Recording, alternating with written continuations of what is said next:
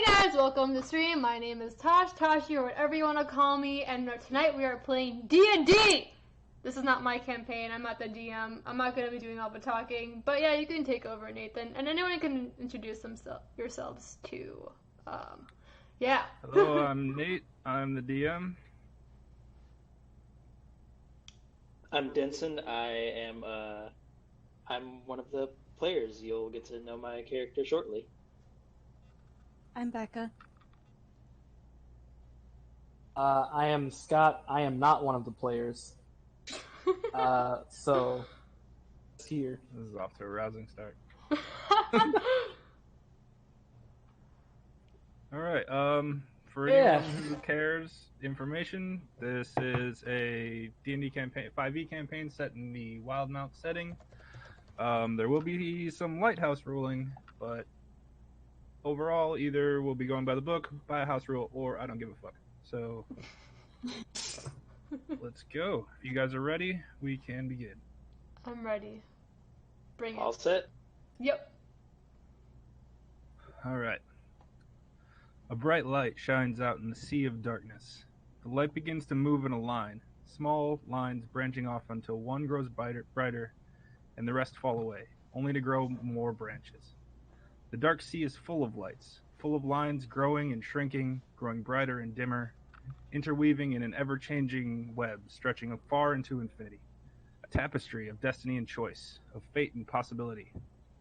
Watching these threads unfold is a face, an unchanging mask of porcelain, enshrouded in black feathers. As she watches, one thread grows brighter and brighter as the threads around it all begin to snuff into darkness. A breathless voice whispers, "This cannot stand." And the shrouded figure begins to pluck at a number of these threads, interweaving them irrevocably and directing their path towards the brightest light. The figure focuses on this new tangle, following the intersect to a land, to a city, each light of this tangle shining to her eyes among a sea of others. She focuses on one in particular. Denson, if you would describe and name your character. My character is a human, 5'11". No, he's 5'10". Human, 25 years old. He goes by the name of Khalil Kinnot. He is a bard rogue who has lived in the Empire his entire life, given away by his parents to an orphanage before he can remember. He later got to a point where he decided that the orphanage couldn't offer him anything, so at the age of 6 years old, he gathered his best friend with him, and they left the orphanage to live on the streets by themselves until they were adopted by their mentor, who taught them how to, handle the city properly. You don't have to go too far into backstory. You guys can go into that with each other in the story. Okay, cool. Yeah. Just physical name and physical traits. Okay, yeah. Khalil Kinnot, 5'10", 25 years old, human. Tashi, you can go next if you want. Alright. Actually, can someone else go next? Scott? Or Rebecca? Sure, I'll go. No, go ahead, Scott. Okay. My character is a 6'1" human by the name of Darius Estrif. He grew up and was born and raised in Zadash. And after some harrowing events, he came to become a follower of Cord. And after a long time of he caused a shift in his relationship with Cord. And Paladin. Did I say my class was Paladin? No, we can just keep it light. We don't have to go super into everybody's characters yet. Alright. Just Yeah, we'll figure those out as we play. Okay, sounds good. Okay, I'll go then. My name is Akiri. All you really need to know about me for the moment is that I am a druid, but I'm a half elf variant of a druid. I am an outlander, and I am pretty evil, but I'm also pretty good. So you guys will pretty much find that out as we go along the way. Yeah. I feel like after every one of these, I'd have to say, keep it light. I don't think you'll have to worry about that for me. To specify, just ask race. Yeah, name, physical traits. I don't. Is it my turn then? Yeah. Yeah. I didn't even do physical traits. So, I'm Bekwe, and I am a half elf variant. And half elf variant, you guys can say what kind of half elf. That's what the variant is. wait, I don't get it. Like you're a half drow. Oh, I didn't know that. Okay, I'm a half drow. You did know that. Wait, Because when I was just typing in the character sheet, I said, "What am I?" and you said variant. So I was like, "Okay, I'm a variant." That was part 1 of. Okay, it's fine. So that's for Nate me. is It's like Nate is learning how much I really, really don't know about this game. it's okay. Me and you are like almost in the same boat, so you're fine. So, all right, for Becca is half dark elf, Natasha is half wood elf. That's the difference. That's right. Okay. Okay, well, Sorry. I will do my best from this point on to call you by your character name, so try to listen out for that. Okay. At the moment, you are all in the city of Rexentrum. It is the center of the empire, center of the entire continent of Wildemount, really, and the largest city by far in the entire empire. It's the vast metropolis for what the time period allows. Darius and Akiri are traveling together. Bekwe and Khalil are on their own, but each of you, upon your person, randomly find a note that you did not know how got there. You don't remember anyone giving it to you. But this note looks blank until you open it. And when you open it, the text appears on it as if it's just wiped on. And it reads, "Your skills are needed to tear down the tyrants. Be it for Empire blood, new allies, or to line your pockets with treasure. Come to the Eisenblood workshop in the Tangles. Tell them you're looking for something with more teeth." And then there's a little symbol at the bottom.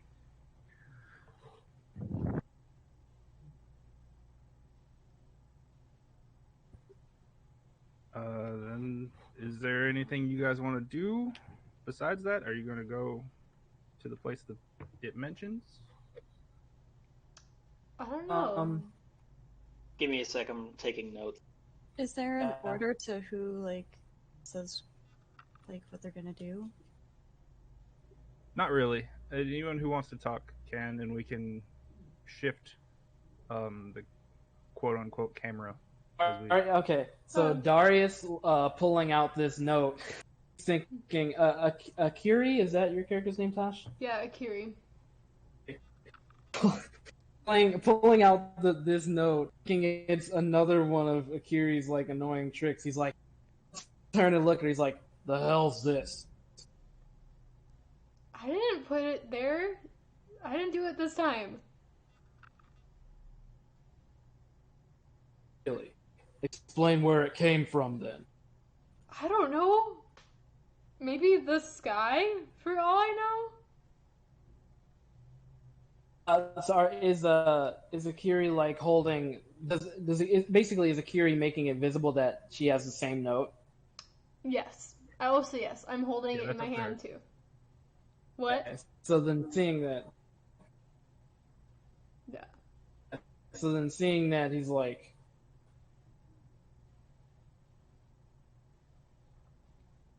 "You gonna follow it or?" I mean, I'm down for an adventure. I say we follow it. Why not? Be clear about this. There isn't a we.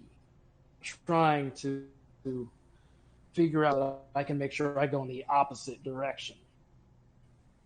Come But then, on! if you're taking it, I'll ignore it. And with that, Darius is going to walk off. He's walking towards the location, but he's trying to keep Akiri in his line of sight to make it look like he's going some other way. I feel so betrayed. But fine, I see how it is. I'll go my own way. So you're both going to the same place but taking different routes. Yes. Gotcha. Khalil or Bekwe, how do you react? I take the note and I read it and consider my options, and from there Khalil, Yeah. real fast, make me a history check. All right. What does that mean? That is a natural 1. So Oh. You do not recognize this symbol. yeah, okay, cool. Becca, whenever I ask for a check like that, you're gonna roll a d20. Okay. All right, so I don't recognize anything about the letter. No. But the verbiage of it is very intriguing to me, considering my motives and my overall goals as an individual. And so I am going to go to the location, but I'm going to wait and see if other people show up and say the phrase that's been written on the note before I say or do anything. But I'm also going to disguise myself when I walk in. Okay. So you're gonna go like pretend to browse or check out the area or whatever. Yeah, I'm going to use my disguise kit to like make myself up to look to be I'll make myself look like a half elf or something. Okay. Change my hairstyle, the like tone of my skin, that kind of thing, and walk in and just kind of hang around and wait for other people to show up while plucking at my mandolin a little bit. Okay. I was gonna say for something minor like the changes you're describing, you don't even have to make a roll. You're used to doing stuff like that. Cool. Bekwa? You said that I'm not with anyone, right? Right. I am intrigued by the note and want to go to the location that it said. All right. So everyone's headed that way. Mm-hmm.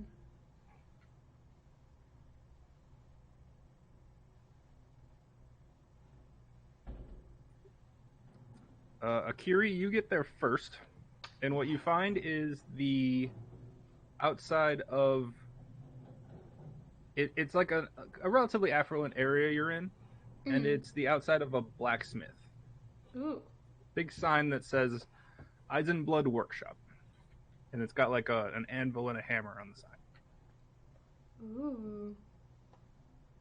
Can I go talk to the blacksmith? Sure, you want to go in? Yeah, I want to go in. All right. You walk in the door, and the forge is lit. It's a really large, round forging area.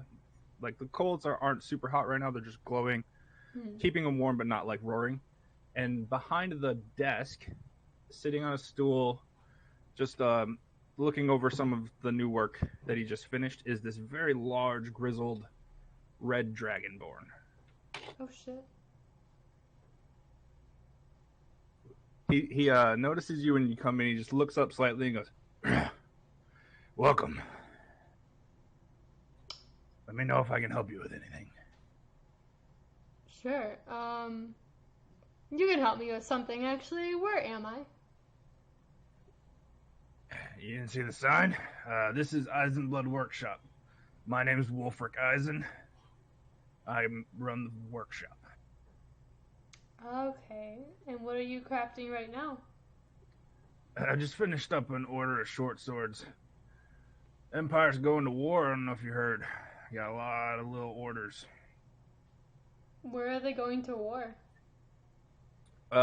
Any of you being from, well, maybe not you. you would have heard traveling the Empire that recently war has broken out between the Dwendalian Empire, which is the area you're in now, and the Kreen Dynasty, which is a government on the other side of the Ashkeeper Peaks. Okay. Interesting. Can I ask a favor real quick? Yeah. Can everyone change their nickname in the general chat real quick to their character's name? Because I'm really bad at remembering names and I want to get everyone's character straight. Oh, okay, in Discord? Yeah. Cool, Sure, if I leave mine? Yeah. Just Sure, I right click can- your name and hit change nickname. Sorry I to can do that. interrupt. Yeah, no Thank you. problem. You're fine. It'll help me Alright. keep track of things Yeah, better. yeah, sure. Alright, How do I everybody, do you can now see all my things. Oh yeah, you right click on yourself and change nickname. Yeah.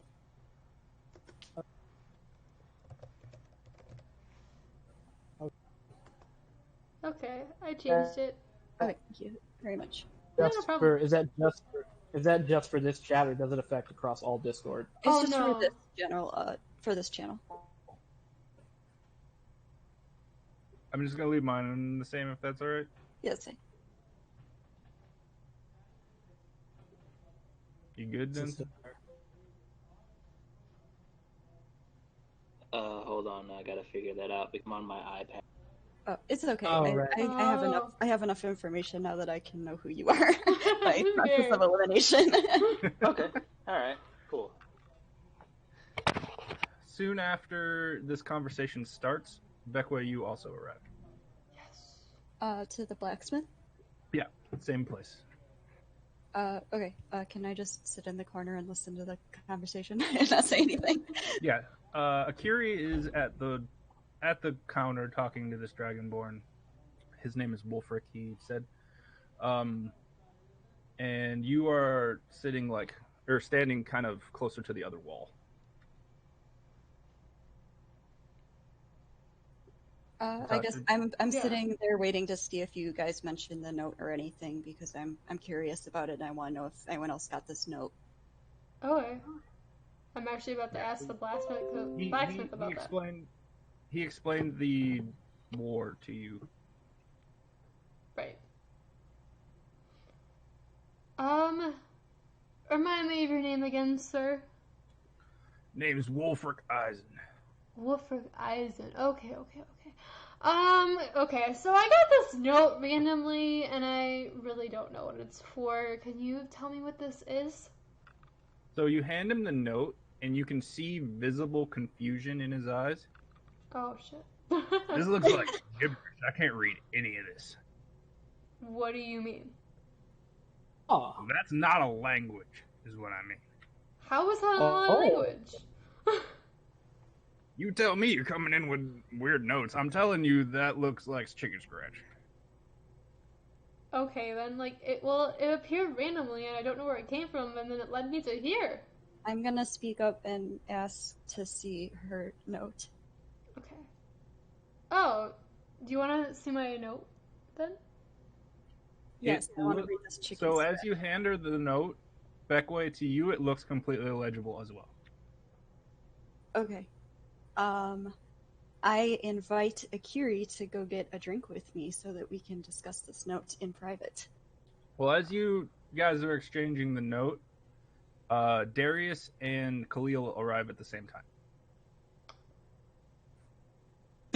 you said Khalil is like 5'11", I'm like 5'10". 5'10". Is he on the scrawnier side or just kind of average build Well, wise? like more of a. Well, at the moment, I appear to be like an elf, even though. I appear to be an elf to you, and I am like lean muscle, not huge or anything.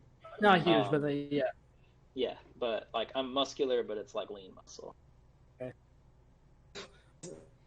Say that like you walk in first, and then as Darius comes in, he's like, "Ugh, "Excuse me, little man. Sorry about that." And he'll just walk right, just like survey the room, fall on And- Akira. He's like, "Oh crap." As he bumps into my shoulder, I want to try and pickpocket him. All right, this is It won't have much difficulty. You roll sleight of hand, Darius. You roll perception. Okay. Oh, shit. Okay. Wait, do I have pickpocketing skills? You can I try. rolled an 18 total. I rolled a 15. How much gold do you have, Darius? I don't know. How did we establish that? Actually, I don't. It's based off your background. It should be. It should have given it to you automatically in the app. App. Oh, sorry. I gotta look that up. Like pull it It'll up. be Sorry. it'll be under like GP.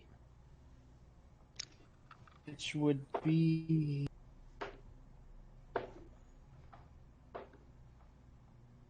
Oh yeah, it's coming up everything 0. So I guess I have nothing.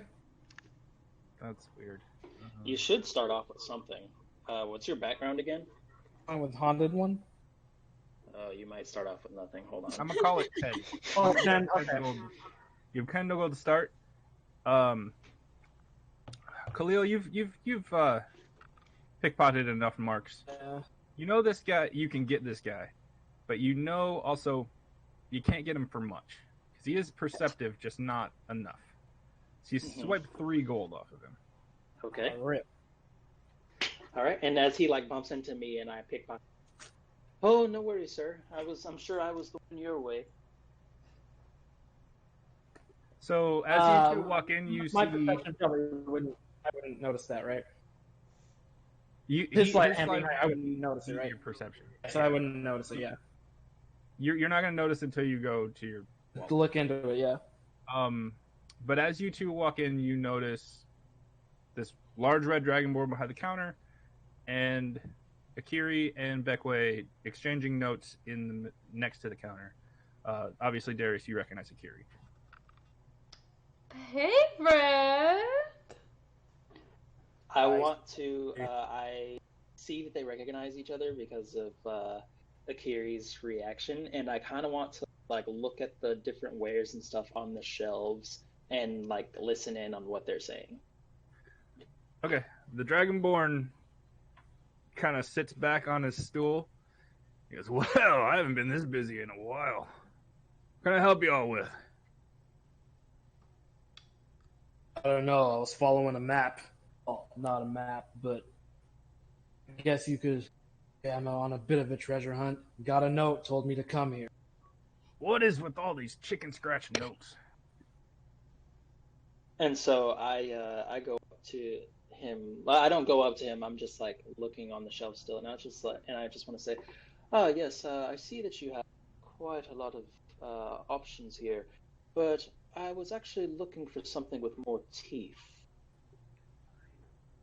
He gives you a really shrewd look. He's like, "Oh, is that right? I think I can help you out. Maybe when it's a little less crowded in here." Akira wants a button. Basically, he doesn't. You all have. You basically all but Khalil have shown that you have notes, but he doesn't know what the notes are. I haven't revealed my note. I thought you were trading with. No, I just have she her was. note. Was I did not. looking at Nobody hers. knows that I have a note. So he The knows only- Darius and Akiri have notes, but he can't read them. Right. And you notice Darius and Akiri, you guys can't read each other's notes either. Oh shit. Wait, Darius and Akiri can't read each other's notes, but I could read Akiri's. You can't read Akiri's either. You can so far you can only read the note you received. Legible when she showed me it. I said it was illegible. Oh, I heard legible. I heard illegible. I also No. heard legible. Basically, you can only read the note you received. Oh. Oh. Then I revoke my invitation to get a drink with Akiri. Darn. Everyone make an Arcana check. Okay. Okay. Oh, what is that? And I roll 20. You roll a net, you roll a d20. Nat 20. Yes. Just roll a nat 20. Just I do got it. a 10. Yeah, it's fine. 18 total. 18 total. Where's my... Alright. Alright, one sec. That is... Becca, add 3 to whatever you roll. 23. Shit. Shit. What? 12. What's your modifier, Natasha? My modifier. Hers is 0. Thank you. Okay, so she rolled a 10. I rolled So- a 10. Got a 12. Becca, you are very given your history, you are very good at recognizing magic. And Khalil, you recognize a bard's work when you see one. Ooh. You both recognize that these notes have been made with illusory script spells. Okay. So what that basically narrows down to is the writer can write a note that only the recipient can read, and when anyone else looks at it, it's completely illegible. What? Do I know how to dispel that at all, or? You would know that if you dispelled it, it would just make the page blank. Oh, okay. Whether you guys choose to divulge that information is entirely up to you. And when after Wolfric replies to me saying that he'll wait until it gets a little less crowded in here, do I notice the note that Akiri has and that Beckway is looking at? You I'm see trying to Akiri keep my and Darius note, are holding their notes. I'm trying Okay, to keep my note concealed. I don't want anyone to know I have a note. Right. And so after, I see Darius's note, and I see Akiri's note, and I see that Bekwa is looking at Akiri's note, and I look over at Wolfric, and I want to say, well, from what I can see, it might just be the perfect number of people. Everyone here seems to be here for the same reason, if I'm not mistaken. It seems that way. That tricksy bard always overcomplicates things. Do you all have notes that say, "I want something with more teeth"? Yes. Maybe? Darius, All right, follow me. look at the note and look at him. He'll be like, "What's it to you?" What'd you say? I didn't understand. Darius will look at the note, look back to the Dragonborn, and be like, "What's it to you?"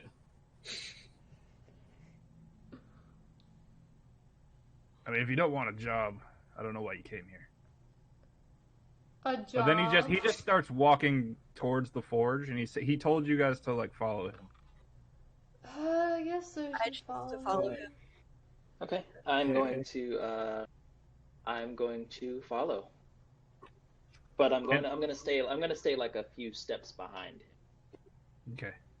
Kind of Darius is aggravated. just gonna go forward. Kind of aggravated. He goes, and he blows a little bit of fire out of his nose. Why are you so mad? You guys made this way harder than it had to be. Welcome to D&D.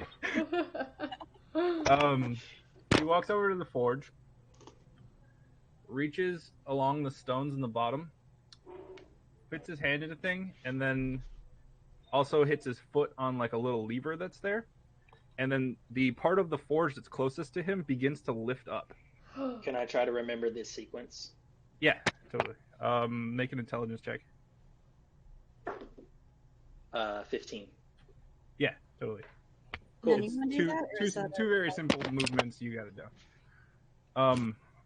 But the forge begins to lift up, the half closest to him, and then the coals begin to fall down onto the other half until the one half is completely up, and you see a secret staircase going down. He just says, "Follow this down, and you can find something with more teeth." You're not going with us? Nah, Why? I'm just here to guard the door. And Fair enough. I'm going to step aside, and then I'll say, well, ladies first. Do I have a light spell or something I can cast to? You can see in the dark. Yeah, you have dark vision, but also you have dancing lights, and it's there's still kind of a glow from the residual Okay, so how's it looking? Does it look shady? No, it just looks like there's a stairway down, and then it turns to the right, and you can see light coming from the room that it goes into, And they're also above the stairway is this very thick but clear pane, so you can kind of see the coals of the forge. Mhm. So it's lit. It just goes down. Okay. I'll go first. I'll follow All right, along. so step in after. All right. So you're all going to step in the room. You all follow the stairs down to the room. Yep. Okay. So when you walk in, it's 3 people, and then there's like a large table, papers strewn all over, some haphazard like maps on the walls, and the people are there's three people. They're all you would be able to pick them out of a crowd. They're all very noticeable. So on the left wall, leaning up, kind of seems aggravated, but he's not saying anything at the moment. None of these people have quite noticed your entrance yet. Are they all On the human? left wall, you see a tall, very athletic-looking red-skinned tiefling. He's got like loose-fitting clothes, a blue sash around his waist, and the sleeves are torn off. Okay. And that's why you can tell he's athletic, because his arms are muscular. Okay. He's not huge though. On the right, sitting at a desk with like 3 books around her, a very large stack of papers, is this impossibly pale-looking elf. Her hair is white, her skin is extremely pale, but she's just got her nose in a book, frantically writing. And then sitting in a chair, leaning back, kind of like leaning the chair in the air, you can see a human man in the front. He's got like dirty blonde, kind of longish hair. Black leather armor on, was kind of got some feathers around the neck, and then a silver bird skull necklace. Mm-hmm. The most noticeable thing about him, though, is one of his arms is metal. Like, it looks like the entire thing is metal. His left arm. Oh. He's also got a purple sash on. Okay. The So Redskin Tiefling had a blue sash, right? The tiefling had a blue sash on, yes. I'm going to look at the guy with the metal arm, and then I'm going to say to him, "Well, I'm guessing you're not the bard." You'd be wrong there, my friend. I'm glad to see you all made it. Huh? Welcome, welcome. Please come in, take a seat. And who are you before I take a seat? My name is Sid. Okay. Welcome. What you see before you are the members of the Toothy Grin. Come again? I'm sorry, what'd you say? I said come again. Toothy grin. Oh no, it was a Sit, joke. I'll explain everything.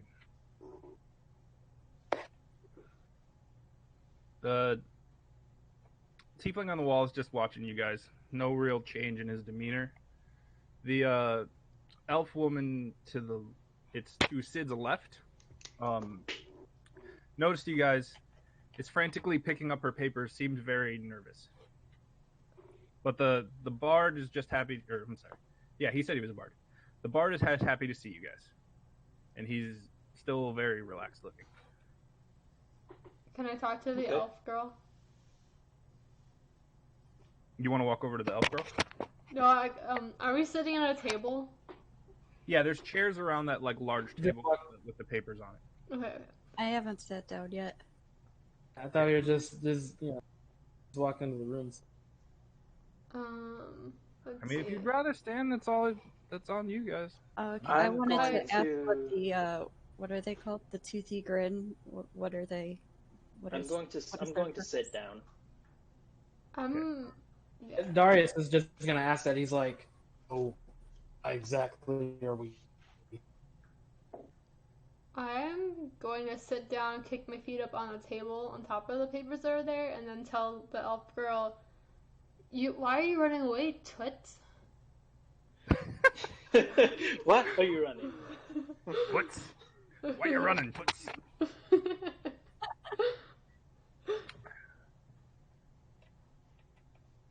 So when you say that to the elf girl, she nervously looks at you real fast. She's like, "Oh, hi, hi, I'm not running. I'm just cleaning up this desk. before we start talking, I mean, me and you are one and the Sid is really the one you same. should talk to. And then he looks at her. He's like, "Cass, calm down, calm down." So, Toothy Grin is what you see before you. I don't know if any of you have heard of the Golden Grin. Khalil, you absolutely have. It is a association of bards that kind of travel. They're based in Tal'Dorei, which is a separate continent. Right. They've come to Wildemount to. They go and they play songs, or they kind of start little uprisings, and they want to try and make the people be bolstered enough to revolt and Okay. Like they specifically try to target like tyrants. They hate tyranny, and they want to try to help the people rise up and stop tyranny. Okay. So they invoke civil unrest in communities where people are with like coded songs under the heel of right shitty ruler. Okay. That's the Golden Grin. Okay. Have any of you heard of the Golden Grin? I mean, And no. I want to say, I've heard of it here and there. He Ring looks a bell. at the others. I have no idea what you're talking about. I'm just here. Tell me more. Well, the Golden Grin is a bunch of self-righteous bards who like to talk about revolution, but they don't like to do anything about it. So I left, and I started my own little group that they deemed a little too extreme, and he does like finger quotes in the air. And his one arm like creaks a little bit. We have the same goal, to tear down tyranny, especially the Empire. But we're willing to do something about it. And I take a seat and I look down at him. And I take a seat and I look at him. And I look at everyone else in the room. And I say, well, what exactly do you think 3 people do about it? 3 people, not enough. 7 people, significantly more. And trust me, you guys were specifically chosen. I want to know how they know who I am, how they found me. Yeah, I don't like that. What do you say to put that question out there?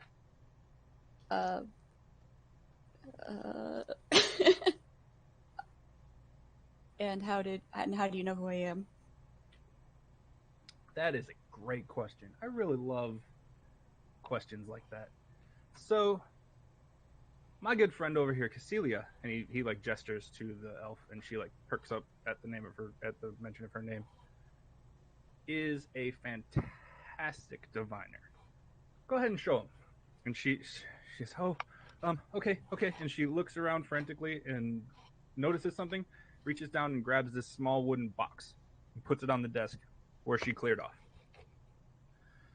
So, I don't know how familiar any of you are with Taraka decks, but they're used in divination and communion spells, fortune telling for some. This set's very, very powerful. And then she starts like opening the box, and she takes out what looks like a silk bundle. And she puts the box aside and unwraps the silk bundle, and there's a deck of like what look like tarot cards. Okay. I usually do readings anytime we're about to do a mission, but lately the readings always come up the same, and that's never happened to me before.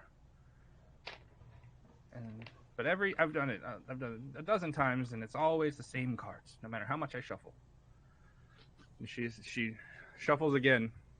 She shuffles the Taraka deck, and visibly, as soon as she starts to do what looks like a tarot reading, she calms down completely. Very confident, very focused on what she's doing. She shuffles the cards, put them aside, and then she draws 5 and sets them in a cross pattern. And then the 5th one she sets in the center. After every time I do it, these results always come. And then she's looking at you guys while she flips the cards. Not even looking at the cards. On the bottom, we have the druid, and she points at Bakiri. Oh, wow. And it's a tarot card looking druid. On the left, we have the charlatan. She points at Khalil. Oh no. On the right, it's the paladin, but it's reversed. And you can see there's a paladin, but the card's upside down. And she points at Darius and says, like the blackguard. You guys, Darius' face kind of visibly grow darker at that, and expression kind of gets more serious. And at the top, this one was a little confusing. But at the top, she turns it over, and it's a card. It's called the Raven. Oh. And then she points at Bekwa. Oh, no. It's always these 4. But at the center of it, this one I'm not so sure of. And she turns it, and it's another reversed card, similar to Darius's card, but it's of the Avenger. Something about fate right now ties you 4 in this reversed Avenger into our destinies as well, and I'm not sure why. Oh. So the But cards when I do the readings, I get visions of the people they're attached to. But not this one. But that's how I found you 4, and then Sid took care of the rest of delivering the notes and writing them to your specific. I want to ask her, may I see my card? Sure. Just be very careful with it. And she hands you the charlatan card. None of them look like you guys. They're quintessential archetypes. Right. But it says the charlatan at the bottom, and it looks like actually I have a picture here that I can't share because it's in a physical book. It looks like it actually looks like a kind of like a bard. It's like the skinny man. He's got this hat that's very flamboyant, has feathers coming out of it. But he's got like one of those Mardi Gras masks on a stick kind of look. Okay. Can I make an Arcana check to see if there's like anything specifically about this card that's connected to me? Sure, go ahead and roll. 18. From what you can tell, the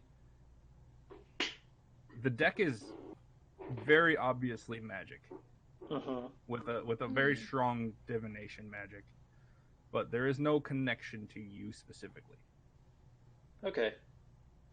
I'm going to look at the card and like do that, and then after I look at it, I'm to say, well, the character on the card certainly has a very nice hat, and I put it back down on the table. Any of you all are welcome to check the cards, make sure I'm not trying to scam you. This has been vexing, if I can say the least. Darius will go and pick up the first paladin card. Yeah. So it's when you pick it up like right side. It looks like a paladin, like a quintessential paladin. And when you pick it up, she says, "It's always reversed."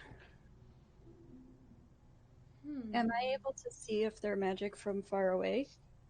Yeah, you can roll an Arcana check if you want. Can I just like scan all the cards and see if they're all? Yeah, roll ahead. Go ahead and roll a d20. 10. Plus 3. 13. You can see magic coming off the cards, but you can't really go further than that. Off all the cards? Yeah. Okay. I have a question. Oh, go for it. Okay. I have a question for the elf girl. So, you saw me in your visions or something? How did you know to, like, I mean, there's so many other druids out there. Like, why am I here? Well, like I said, I see visions every time I do the reading, and I've done the reading so many times, done at least a dozen times. Every time, Mm-hmm. it's this assortment of cards and the same visions of you four. And a few of the times I've seen the visions, you've been with the turned paladin. So Hmm. Darius, at that, he'll say, "Well, then I guess the real answer to your question," and he'll turn to Sid. "Lies with you. How'd you find us? Track us down, and more importantly," and he'll like take the note. We still have the notes, Darius, right? my friend, just got a lot of friends in the right places. That's not scammy at Heard about all. that little number you I did. want to insight that Okay, go for it. with my -3 to insight. -3? Ew. That's a 9. He's really hard to read. He just seems very affable. I want to talk to Cassilia, and I want to look at the cards and say, so all of these cards apparently represent the four of us, but what does the inverted Avenger represent? This one, I don't get quite so clear visions on. It's like something's blocking me, which is really surprising because she points at Akiri and she points at a necklace she's wearing. She says, if she's wearing one of those and I still got visions, that's pretty powerful. But I can't see this one clearly. I just see a very shadowed figure surrounded by very bright light. And what is it? Perhaps it has something to do with this so-called job that you called us here for. What exactly is that? And is there money involved? Wouldn't be much of a job if there wasn't. How do you all feel about the Empire? I mean, I don't know. I'm my own person, and You got a bunch of goody goodies around here, I see. Mm. That's Nate saying that. That wasn't. Oh. Don't care much for him, but don't think much of him. Fair enough. Well, how do you feel about doing something against them? I'm going to specifically say, as for the Empire, I'm neither here nor there on the Empire, but it's more of the underbelly that I have issue. Well, I mean, he gives you a really like shrewd look, and then roll a persuasion or a deception based on what you would want to use to keep him from knowing something. Okay, I'm gonna roll deception. I rolled a nat 20, so it's a 25. Ooh. It's a 25. Oof, okay, I won't even bother. It's the second nat 20 of the night. He gives you a very shrewd look. He's like, well, you certainly keep your cards close to your chest, but I can tell you're no stranger to a little fast hands. Basically, he didn't gather as much as you would have. Okay.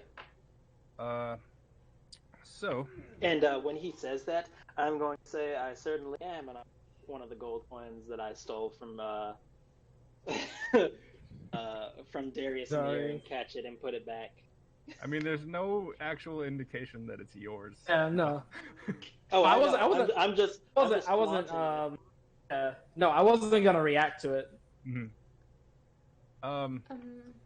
That was just like an indication of like I stole. Yeah. If none of you have any issues with working against the Empire, then we can begin. What's in it for me? I'm sorry, what? What's in it for me? And I want to say, yes, I'm certainly interested in a potential reward as well. Well, like the note said, you're happy with some Empire blood on your hands, we got that. You want some new allies? You walked in by yourself, and now you can see there's at least 6 other people around here. And where we're going, there will definitely be something shiny for you. And you know what? Just to sweeten the pot, I'll throw it 125 gold for each of you. Oh. Gold? Okay, So- okay. Well, I certainly like that. So do And I. when we're where we are, if you find something nice, it's all yours. All I care about is what we're there to do. Okay, but you haven't told us what we're doing yet, though, so I don't know if I want to say yes or no. I want to know how willing you are to hear me out. Hmm. If you're Empire lovers, then this conversation is going to be real short. Uh-huh. Well, he mentioned blood on his hands, so I can't imagine that it's gonna be a clean job, whatever it is. It doesn't have to get dirty. But you want it to get dirty. I'm not going to cry over some Empire loyalists meeting a short and swift end. Mm-hmm. I'm going to look at Akiri, and I want to say to her, well, here's the thing. Every one of us lives our day-to-day life on the edge of life and death, whether you realize it or not.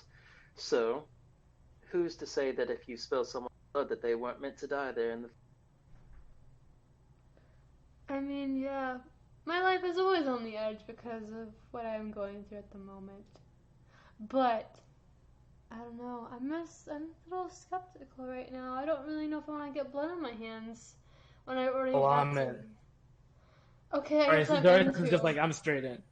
I guess I'm in too then. Okay, fine. Darius will look at her, kind of side-eyed. He claps his hands. I can't clap because I have to hold this button down. But he claps his hands together, reaches out his hands towards you two, and is like, "Wonderful, great to hear it." And then he gestures towards Khalil and Bekwa. How about you two, my friends? I've been showing definite interest in my expression this whole time, and so I just say that I'm in. I want to say, I'm always interested in the shiny gold pile at the end of the tunnel, so count me in as well. Well, then you're gonna love the next thing I say. And he stands up, like shifts some of the papers on the table, and he points at a map. Our plan is to break into the Grand Exchequer. Hello? So, you guys have been in Rexentrum long enough to know that's like the main bank in the Tangles. Oh shit. We're going to break into a bank. Do I have any idea who owns the bank? No. Okay. You're more because you're not exactly from Rexentrum initially. You're more familiar with the hierarchy and the underbelly. Okay. Okay. Dude. We're not just robbers. We're not here to clean it out. Uh-huh. Our goal, as the Toothy Grin, is to break in, go to the vault that holds all of the debt records for the Mudtop Ward, and burn them. Ooh.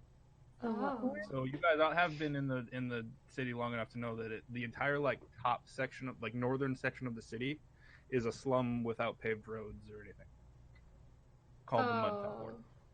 That sounds similar to where I'm from. Yeah, it does. It did look Yeah. like your hometown when you walk through. Oh, shit. I mean, I don't know.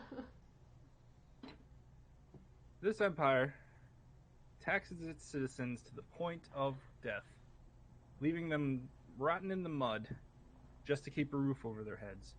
And then it misers every penny of that debt. I've seen people killed in the streets up there. And I'm tired of it, honestly. And then he like lightly grips his metal arm. And he says, in a slightly more serious tone, I'm tired of this empire taking whatever it wants.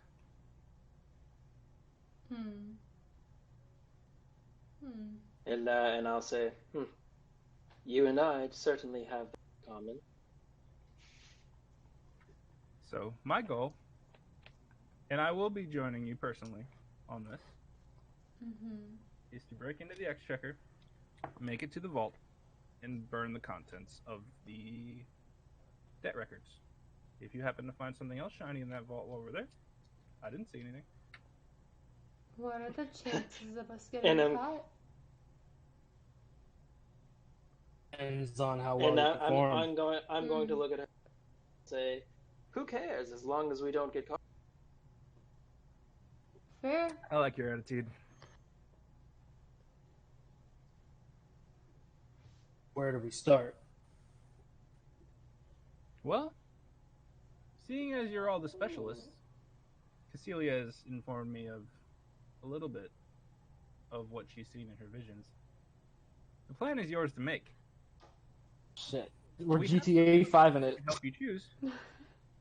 I have a route in. They have some secret tunnels that lead to the bank into some of the more noble districts Mm-hmm. that pass right through the Tangles, which is the area you're in right now. So we have a route, although, be warned, those tunnels are notoriously dangerous. They pass through the sewers of the city, and there have been known to be some monsters in there. Oh, monsters, you say? Or- Okay. There are other routes. You all know your specialties much better than I do. Can I see if he's telling the truth about all of this? Make an insight check.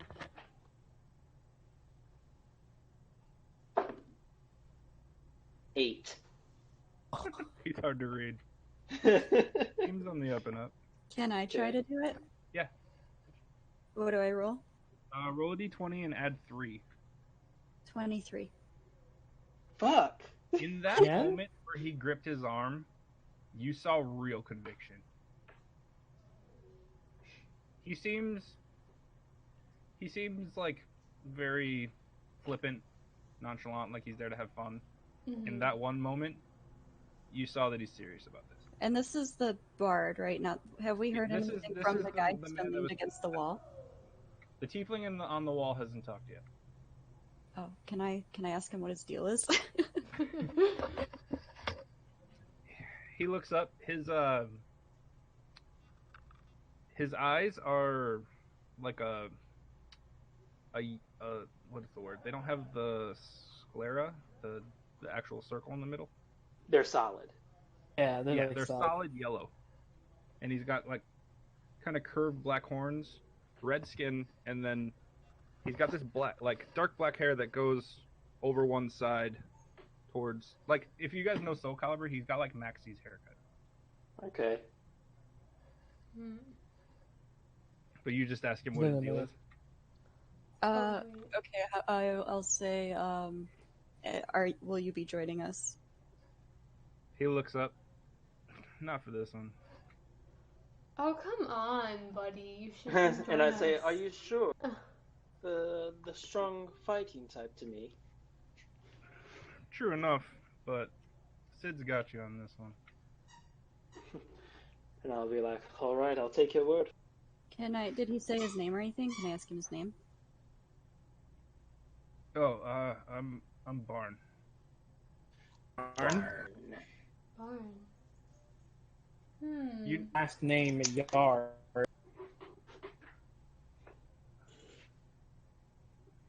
like you notice that Sid calls Cassilia Cass, so Barn is like his shortened. Okay. And I want to look around and speaking of names, what are all of yours? Okay, fine. Because realistically, our characters don't know each other's names, except for two of them who travel together. That's true. I guess I'll go first, and I'll tell you who I am. Okay, so, like, my name is Akiri, and that's all you really need to know about me right now. Arius. Back way. And I'm going to, like, take off the prosthetic, like, elf ears that I have on and clean off some of the makeup to show, like, a change in skin tone to show, like, what I really look like. And then I'm going to tell everyone, for now you all can call me. Wait, cut what? out. What? Cut out. You heard you What? can call me. People are talking at the same time. What were you saying, Nate? You said you can call me, and then it cut out. Oh, for now, you can all call me Robin.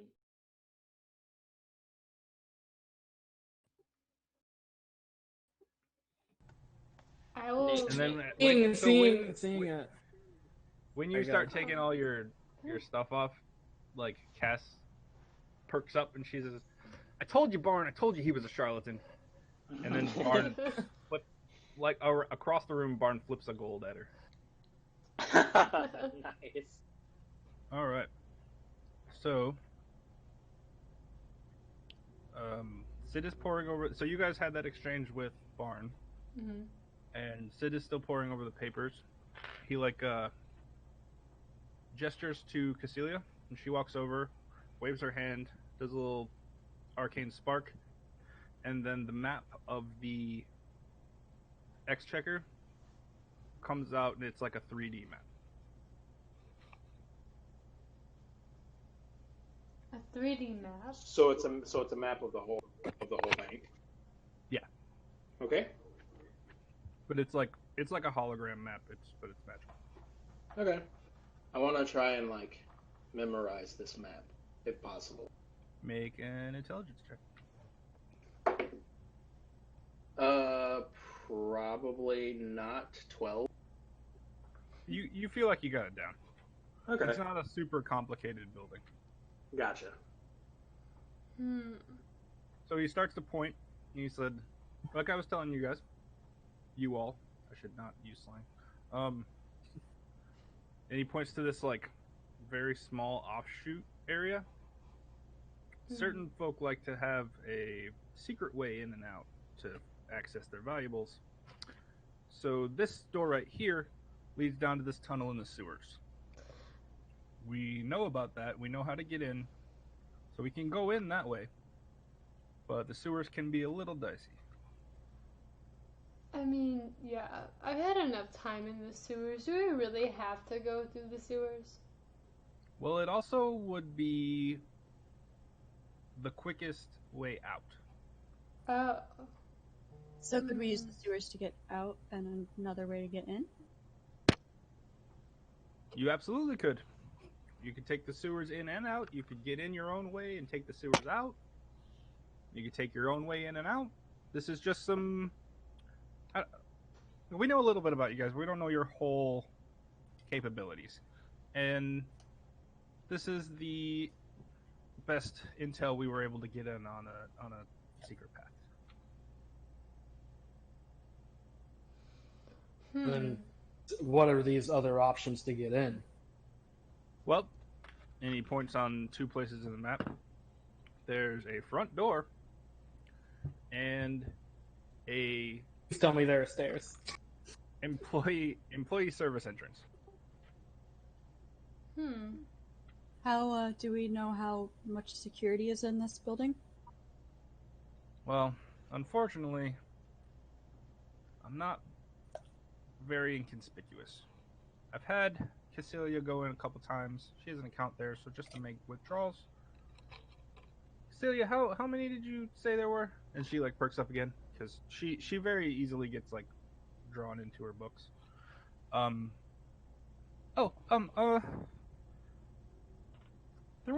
weren't a ton of guards when I saw them, but there were rooms in the back I couldn't see. So, let me get this straight. I think we need a different way to actually check to see how much security guards there are. I mean, I can do that. I'm going to ask, whenever you've gone in to make a deposit or withdrawal, how many employees are typically there at the bank? Oh, there are 5 or 6 tellers usually, and some bank managers running around for special clients, and there were some rooms in the back that they would walk in and out of that I couldn't go further into. So I don't know how many people were back there. That's the way the vaults were as well. Couldn't see that And area. I want to ask her when the bank when did exactly close, and the person who locks up, do they seem to be in a management position of any sort? Well, the bank closes about 7, and the manager usually closes it, but they always have guards outside. I haven't. You can't go in when it's closed, so I don't know about inside. But there's always guards outside. Sounds like you guys haven't done And a lot of planning. I'm going to. I'm Yeah. going to. I have a plan. But If I everybody also, wants, if everybody wants to, if anybody wants to listen, to make I this I a have, little bit easier, so that we don't have to go through the sewers. I like this. I will listen. I have an Oh, idea wow. too after you're done. All right. So my plan is to wait for the bank to close, and then when the manager leaves to go home, we follow him and we knock him out, and then I will steal his keys and assume his appearance with a disguise while walking the three of you into the bank by telling the guards that you are all special clients that I have a meeting with in my office, so that the guards can just let us go in. Only problem with that, and Darius kind of makes gestures to his general appearance, ain't exactly conspicuous. And I I know. said, and I want to say, the thrill of it is that we'll be sneaking in plain sight, and they won't know any better because they'll just think that I'm the manager. I have a good idea too then, to help us be more conspicuous. Inconspicuous. Inconspicuous. Yeah. Yours is bad in this situation. I don't follow English well, guys. Anyway, like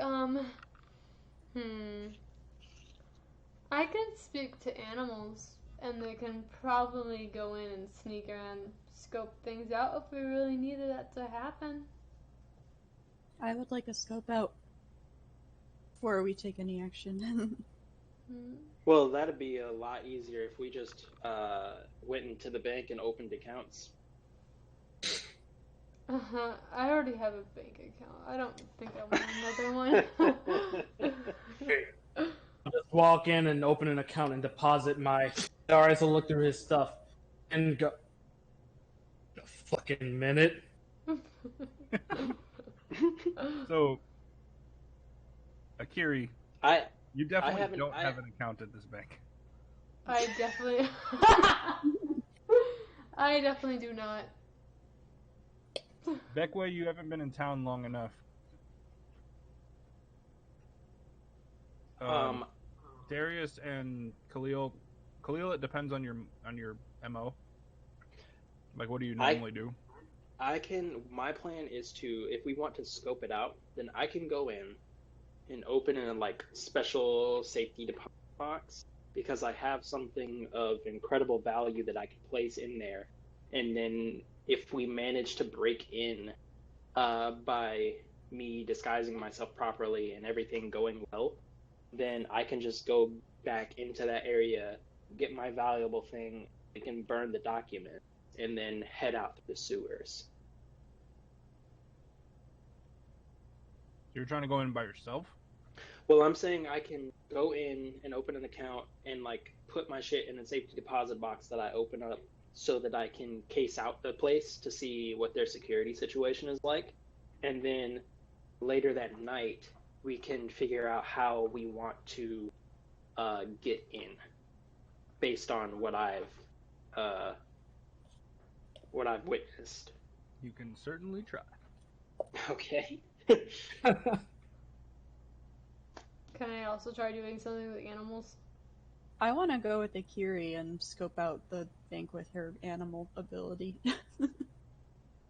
Well, Which also, spell are you thinking of?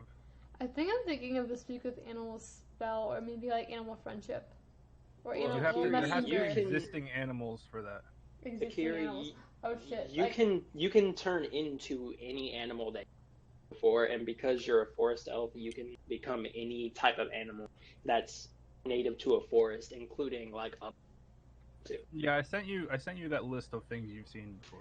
right. I'm just like wondering if like because like I do have an animal messenger spell, and I'm wondering if I can just talk to something, like I could touch something that's nearby, or if we find something that's nearby, and I can like ask it to go look inside, but it can. Well, I will say though the thing about that again, if I'm metagaming too much, tell me. But then then if you use Animal Messenger, you're relying on those animals to do well on checks.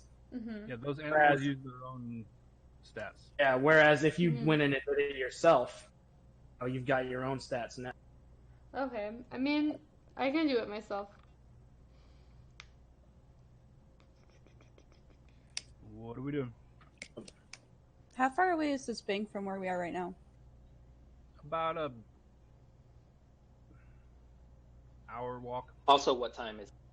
Right now, it's about 4. Okay, Close. then I don't know. I definitely am going to just go into the bank and open an account, and then do a safety deposit thing, and try to case out that specific area of the bank by going there under the guise that to be a client. So okay. So everybody's got their plan then.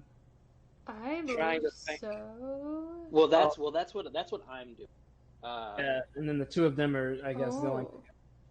Oh. I'm trying to figure out how I can be of help here. Akiri, may I join you as you scope out this bank? Yeah, of course you can. Need to figure out what animal I'm gonna switch into, but yeah, of course. You can't turn into an animal. No, but I'll like stand outside while she scopes out. and Oh, comes okay. back. So you're Mm-hmm. just joining along. Gotcha. Yeah. Yeah, I'm trying to figure out how I can be of help. Yeah, I mean, we can all go there. Since we're all going there, we can all just go there at once together, and then like use our different methods to scope out the place if that's what everyone wants to do. Wait, how giant are the giant animals? Like, as in bugs? Very giant. Fuck. Like Hmm. real big, See like a real bird big. that flies through a window or something? A lot of the. What animal were you thinking? Quickly. I was like, oh my god, spider would be so sneaky, but it's No, not gonna be giant spider's sneaky. like 8 foot. that's giant not sneaky You can at all. turn you can turn into a regular spider too. Yeah, there's normal spiders. Oh, okay, I'll totally do a spider, because then I can be really sneaky and no one will really notice me if I go, like, within crevices and stuff. Yeah. You wanna like go in my like coat pocket or something? Yeah. Yeah, let's do it. You're a squisher. If he does that, then she's just gonna pop The back into spider that existence she where would she turn was. into is like tarantula size. Oh, okay. Okay. That Okay. kind of works. Or I can be a lizard, like a small little lizard. You can be whatever you want. Okay. I think I'm gonna go with spider because it seems more hidden, especially for a bank, and no one would expect a lizard in a bank. So. That might be something to think about. Right. You gotta be inconspicuous. Don't be suspicious. Don't be suspicious. Don't be suspicious. Don't. All right, you guys. So So as you guys are talking guess- over your plan, Sid says, "You sound like good ideas. Glad we called you guys in. When you have your intel, come back here. Well, then before we go on the real heist, I'll have some gifts ready for you guys, and we can all go because I'm in on this one. Right. Mm, Okay. mm. Cool. I'm ready to head over there when everyone. I mean, I'm ready. I'm ready. We're gonna have to figure out when I turn into a spider too, of course. Just a reminder, Natasha, you Yeah. get 2 beast shapes a day. Okay, I'll just use that one for like sneaking, and then Well, two I'll- per long rest, but because she's a half elf, her long rests are 4 hours. True. So you can get a long rest in shorter than others. Okay. Not bad. Or misusing the spider this one time only counts as one time and not the second time. Yeah, if you turn into a spider once, it counts as once. Okay, cool. I should be good then. Okay. Mm-hmm. I'm gonna head toward the bank. Okay. Can I use my horse to get to the bank Also- faster? Half elves don't get that sleep ability. The what? The sleeping for 4 hours is a full elf ability, not a That's a full elf thing, yeah. Because that's what I was thinking. Really? Yeah, because that's what I was thinking. The character I play in my other campaign, I'm like, is a half elf. I'm like, wait a minute, I don't get that. That's a full elf thing. Huh. They half elves do get Fey ancestry, so they can't be put to sleep like by magical means. They can't be charmed They and can't shit be put to like sleep that. by magic, but they do have to sleep like a human. Okay. Yeah. I've I got was the wrong as wiki fuck. up right now. Okay, you said that. I was legit going through my head. I'm like, wait, I've been going through this entire campaign not getting that benefit. Nah. Well, I was mistaken. That's okay. But yeah, so it does take an 8-hour rest for you to get your shapes back. That is okay, I think. When are we doing the actual heist, Sid? After 7. Okay, cool. I should be okay then. Okay. Yeah, if it's 4 o'clock. We might So, wanna- Sid pipes up and says, maybe a little later. Yeah, that'll definitely be better. If it's right after they close, it might be a little suspicious. Mm-hmm. Because there's still at 7 o'clock. There's still people running around the streets in the area, so we kind of want because we want to be as inconspicuous as possible. We kind of want the streets to empty out a bit, even if we are just escaping into the sewers. Hmm.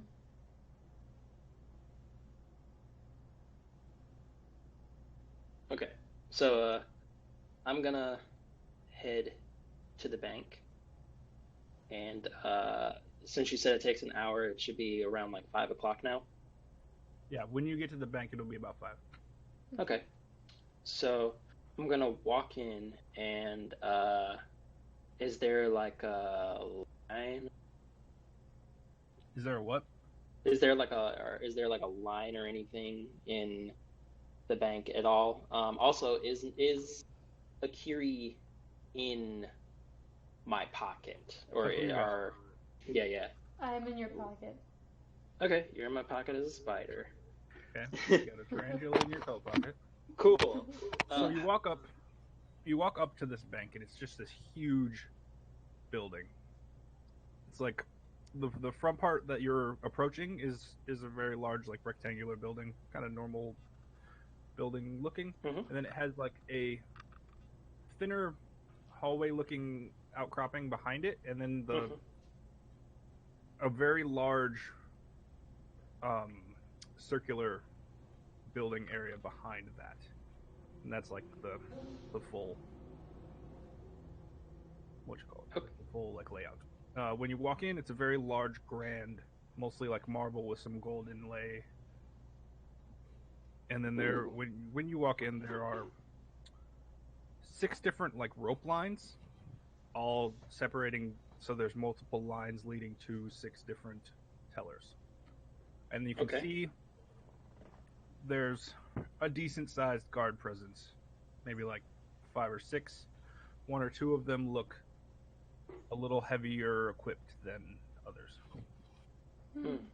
Okay. I want to go up to the teller, and I want to say, good evening. Is there anyone that I can speak to about opening a safety deposit account? So you walk up to a young-looking elven woman. Mm-hmm. I say this in Elvish, if she's an elf. All right. So as you do that, she looks up surprised, kind of leans back. visibly impressed. And then in return, Elvin, she says, "Why, hello, sir. Yes, I can go fetch the bank manager for you. He handles all safety deposit cases personally. If you wouldn't mind waiting." And I said, of course. And while I'm waiting, I'm going to go ahead and cast, since it takes a minute, I'm going to cast Distort Value on my arrow that's in my pocket. Well, okay. To make it seem even more valuable than it is. I think it says I can double the value of it, the perceived value of it. So I'm going to do that. Okay. It takes more than a minute for them to return. Okay. So behind her is walking a very nicely dressed, slightly balding human man. A little graying on the sides. Seems very prim and proper. Bank manager that you'd expect. Okay. He walks up behind, says, "Well, hello, sir. I hear that you would like to open. You are interested in our safety deposit. And I said, yes, I've recently inherited a family heirloom after the death of grandfather. And so I wanted to make sure it's quite safe before I decided to do a very large move through. So I want to make sure that it's secured here while I go through this entire process so that the people who are assisting me in the don't wind up so that my object doesn't wind up being misplaced by those who are going to be helping me. He gives a very slight bow and he says, "Of course, sir. I do hope you understand that this bank is rather selective of our clientele. There is a minimum deposit value. If you wouldn't mind," and then he gestures towards. And I'm going to say, I'm going to look. Are there other people? There's a few. They're not all in the same line as you though. There's a couple others being helped, and then there's a sort of there's maybe one person standing 6 feet behind you. Okay. I'm going to secretly. I'm going to request that I show it to him in private because the value of it. I'm going to say, would you mind if I showed the item to you in a more area? It's just that the value of it is so is more than what I feel comfortable showing in a public space. Of course, sir. Please follow me. Okay. And so you follow him around. There's there's two desks for the tellers, and then in the middle is a gap where it leads to a hallway that they go back into. Okay. So you follow. He gestures for you to follow to the end of the desk, and then he leads you back into that hallway. And you walk a little ways, and there's another hallway jutting out to the right. And you go through that and into a relatively large rectangular room that's just got a series of desks. And then he gestures to one of the desks, and there's 2 chairs on either side. And he gestures to the seat. He says, "Please, sir," and then he sits across from you. And I sit down in my chair, and I pull my coat aside, and I pull out my arrow, and I place it on the table. And I tell him, this is the item in question that I wish to entrust its safety to you. He takes it very gingerly and respectfully, and he sets it in front of him, and he takes out one of those eye spyglass things. I don't know their name off the top of my head. What's the DC on Distort Value? Let me see. It is investigation. What does he have to beat though? Your DC? He has to beat my 13. Okay. So he looks at it, looks very closely through this, and then he takes it back and he's like, "Well, sir, this is Very valuable. It seems almost all the entire construction is mithril, and there's gold inlay as well. And if I am quite correct, it has some magical residue as well. It's a very interesting piece you've come across here. And I said, yes, like I said, it's a family heirloom. I have no idea where my family attained it from, but it is certainly something that I wish to keep safe. As you should, sir. I'm relatively well versed in history, and I'm not sure which culture uses a mithril arrow. It's very curious, but it's well exceeds our minimum deposit. If you would follow me, sir. And I said, of course, So, lead the way. You stand back up, and follow him back out through the hallway, and then he leads you down to the right from the hallway you're in. So further down that first hallway you were in, and you walk into a very large round area. From what you saw of the outside, it would be like that large building outcropping. Okay. So what you see before you is a very, very large round marble floored room with a golden, like it's huge. It's more gold than very many people have ever seen in one place in their lifetime. Okay. And it's casted gold. It's a gold signet for the bank. And then it's also included in the Dwendalian Empire's crest. Ask again, Tosh. But it's part of the floor. It takes up maybe a third of the entire space of this room. Okay. The floor. And then on the wall on the other opposite side, you can see 3 different vault doors. So he's going to lead you to the furthest one in the middle. He does ask you about 15 feet back. If you would mind waiting here, sir. And I'll say, of course. And as he does that, I'm gonna does he close he has the arrow, right? No, he gave it back to you after he was done inspecting it. Okay, and he asked me to wait 15 feet from the vault. Yeah, behind him, okay. So like 20 feet from the vault door. Okay, gotcha. He does his best to cover like your view from the door with his body, and then he pulls out a set of keys. If you want to see where he pulls the keys off of his person, make a perception. I will do that. Perception? Yes. 3. You do not know where he pulls these keys out of. Can Akiri go do a perception check? Because I'm still in your coat pocket.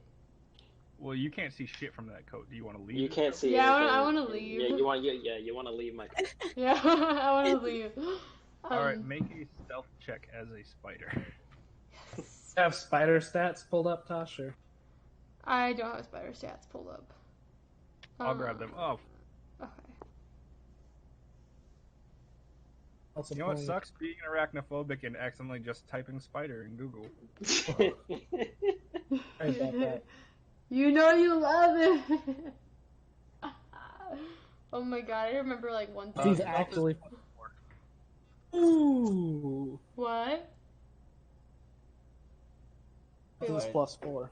Oh. +4. And which die do I roll again? D20. That's what I thought.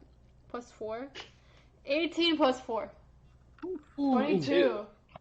So you are invisible. You're relatively certain no one has seen you exit. Perfect. You are wearing a coat, right? I don't even remember. Me? Yeah. Yeah. Okay. So is Natasha doing that so that she can see where he pulls his keys from? Yeah. Or are you just okay? So the moment you told me you wanted to crawl out, he's already got the keys out, but you can try and see the rest of this process if you want. Okay, that I can do. Roll perception. Okay. That is a straight d20 roll. 13. All right. So he's got the keys in his hand, and what you do catch is he very slightly waves it and mutters something under his breath, and the key glows a little bit, and he puts it in the lock. Oh.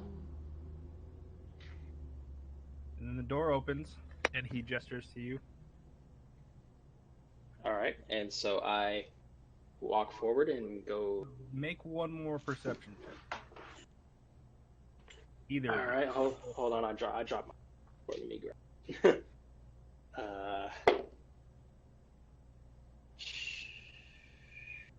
12. Ooh. What about you, Natasha? Another straight up D20. Yeah. 10. All right. He's very sly about how he puts the keys back. Neither of you catch it. Okay. It's almost like he's practiced this quite a bit. Yeah, Oh. definitely fair. But he does lead you into the vault and quickly closes the door behind him. Okay. Mm-hmm. And then he leads you over. And so before we choose a box for you, sir, there is the matter of a yearly stipend to keep it. And I'm going to look at him and I'm just going to be like, I see. And what exactly is that fee?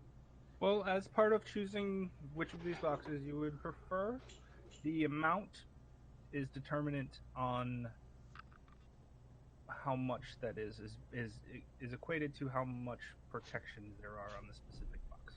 As you've seen walking through here, there's quite a bit of protection to this room, but each of these boxes also have different kinds of protection. A very normal box within this space would only cost about 3 gold a month. But we go up to some very potent protections that would cost 10 gold. And I'm going to say, well, I suppose the era that I have with me, I'm to keep here temporarily. I do intend on bringing it to my new home, but quite a lot of my funds are invested in the move. Is there any way that I could simply take the lesser protection of 3 gold and simply pay for the 1 month for now, and then continue my account after I've gotten all of my finances settled post move? His he seems a little less like warmed up to you, but he's of course, sir. And he leads you over to like the left wall, which is a series of wooden drawers with turnkey locks. Okay. He pulls out third from the bottom. He opens the drawer. He says, "If you would, sir." And I'm going to say, of course. Here you are. And places the arrow within, closes it, takes out a different set of keys. They look visibly different than the ones you've seen. It's actually just one key on a ring. Okay. And he locks it and hands you that key. Okay. Cool. Oh. You will need to settle up the account to retrieve your account number and your writ of referral. Like, it's the thing that proves that you have one here. And with our teller at the front. And he starts to lead you back through and opens the door. Okay. I want to whisper to Akiri for her to sneak like off of me. If you want, Akiri, to like stay in this vault. I am down for that. I'm ready to be a little bit of a sleuth. Should I roll a perception check on that, or what should I do? So he's letting you lead, so you are in front of him Mm-hmm. as he opens the door, Okay. and he is going to very thoroughly check over the room before he closes the door. Okay. So make another stealth check. The DC will be higher on this. Fuck. Me. Yes. Yeah. Okay. 11. He notices you. Oh, Wait, was shit. that plus? Oh wait, that wasn't plus 4. 15, he still notices you. As a Motherfucker. spider? So she's a very large spider. Like, not a I'm a giant spider, but she's tarantula. like a tarantula. Man. That's a big ass spider. Yeah. So he notices he's very frightened. Like, he gives a visible, like, repulsion reaction. And I'm Vermin! And he React- kicks it out of the vault. Ow! Asshole! And closes the door behind him. He's like, "I'm very sorry, sir. This never happens. I don't know how this got in here. I will have a guard dispose of it right away." Oh no. And I'm going to say, no, don't worry about that. I'm quite fond of spiders. I'll handle it for you. Symbol of good faith for taking care of my precious family heirloom. And so you pick up the tarantula. Yep. He like visibly shudders, but he's like, "Very well, sir." And then he leads you back out into the normal exchequer office, like the lobby. Okay. Curious, salty. And then walks you back over to the unfortunately the DC on that was a 16. Shit! No! Yeah.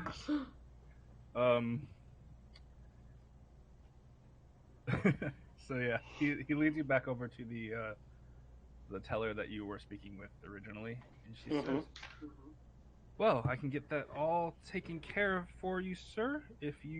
All that's left is the matter of the 3 gold deposit."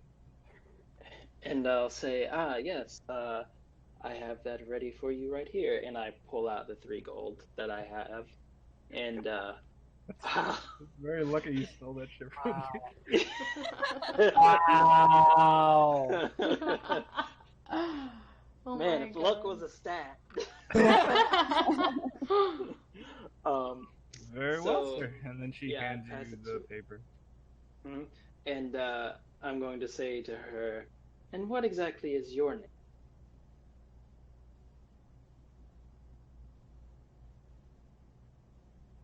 My name, sir. My name is Valdov. And I'm going to say, thank you for all of your help, Val. It is much appreciated. Of course, sir. I'm sorry. I forgot to ask this, but it would have been asked as you were doing the paperwork. What name are you giving them? I'm going with, I'm giving them my documents for Robin Robin what? Everett. Fancy. My other identity.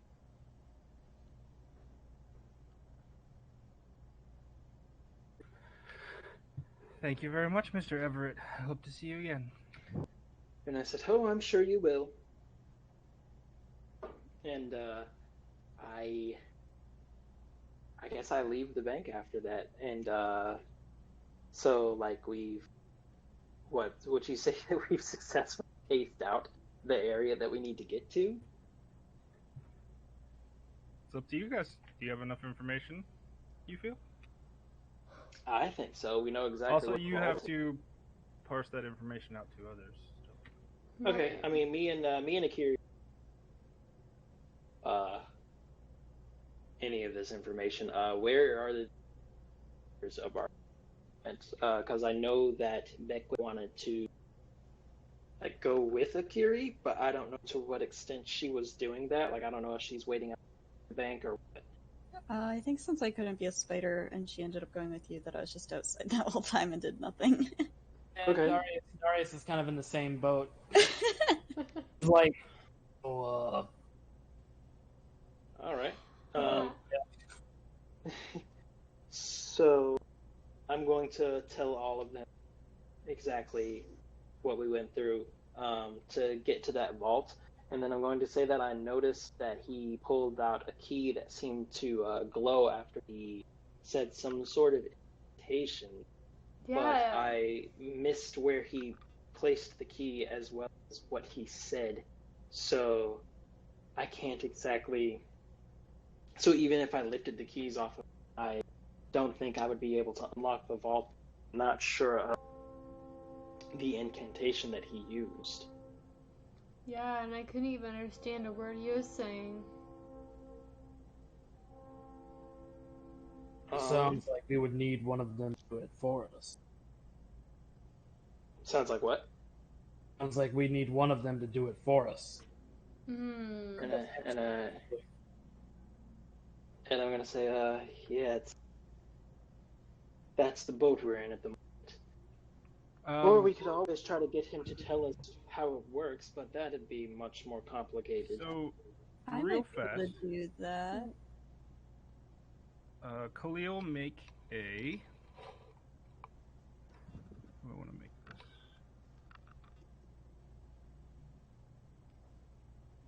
this. An insight check for me. Or a history, your choice. I'm gonna go with history, and that's a 22. So, you remember Varela gave you some lessons on vaults and locks. Mm-hmm. This Okay. lock wasn't magical. It wasn't magical. What? So, is it something that I can pick? Yeah. Okay. You feel strongly enough that thieves' tools will work on this. Is he actually human and did you just like put a spell or something on it? You don't know. Shit. He may have been bullshitting us. There's always that. Right. So as it stands right now, I think that if I were, because I've gotten a sense of what he looks like and the way that he walks and such, I may be able to disguise myself, assume his identity, get us into the bank after hours, just to get us around security, and then we can leave through the back area. Huh. And there's still the issue of the fire. How are we going to handle that? Oh, we simply set the documents on fire and then leave through the back area leading into the sewers. Sure you won't set everything else ablaze. And I said, well, of course, we're going to take all of the things, we're going to take everything that we can before we set the fires. Is everyone? I Fair enough. But as for the bank as a whole, I could guess what happens to it. So everyone's gonna die? But there's no one there to die. Oh wait, yeah, right. And even security guards still there. They're likely to leave at the sight of a fire rather than just stay in the building and burn to death. Fair. Okay, I'm still But in. then again, we don't have the whole building fire. We simply have to burn a few documents. Okay. Or even better, we could take them with us. We could take them with us and burn them? I We like could take the the sound documents of with that. them and burn them later. I'm okay. I see you. Okay, let's do that. I'm down for that. I don't like. Where are you guys right now? Are you just talking about this in the middle of the street? I assumed that we. Nobody said anything, so. Oh, okay. Can we just like go back to the what is it? Eisenblood workshop? Mm-hmm. The trophy Another room? hour walk.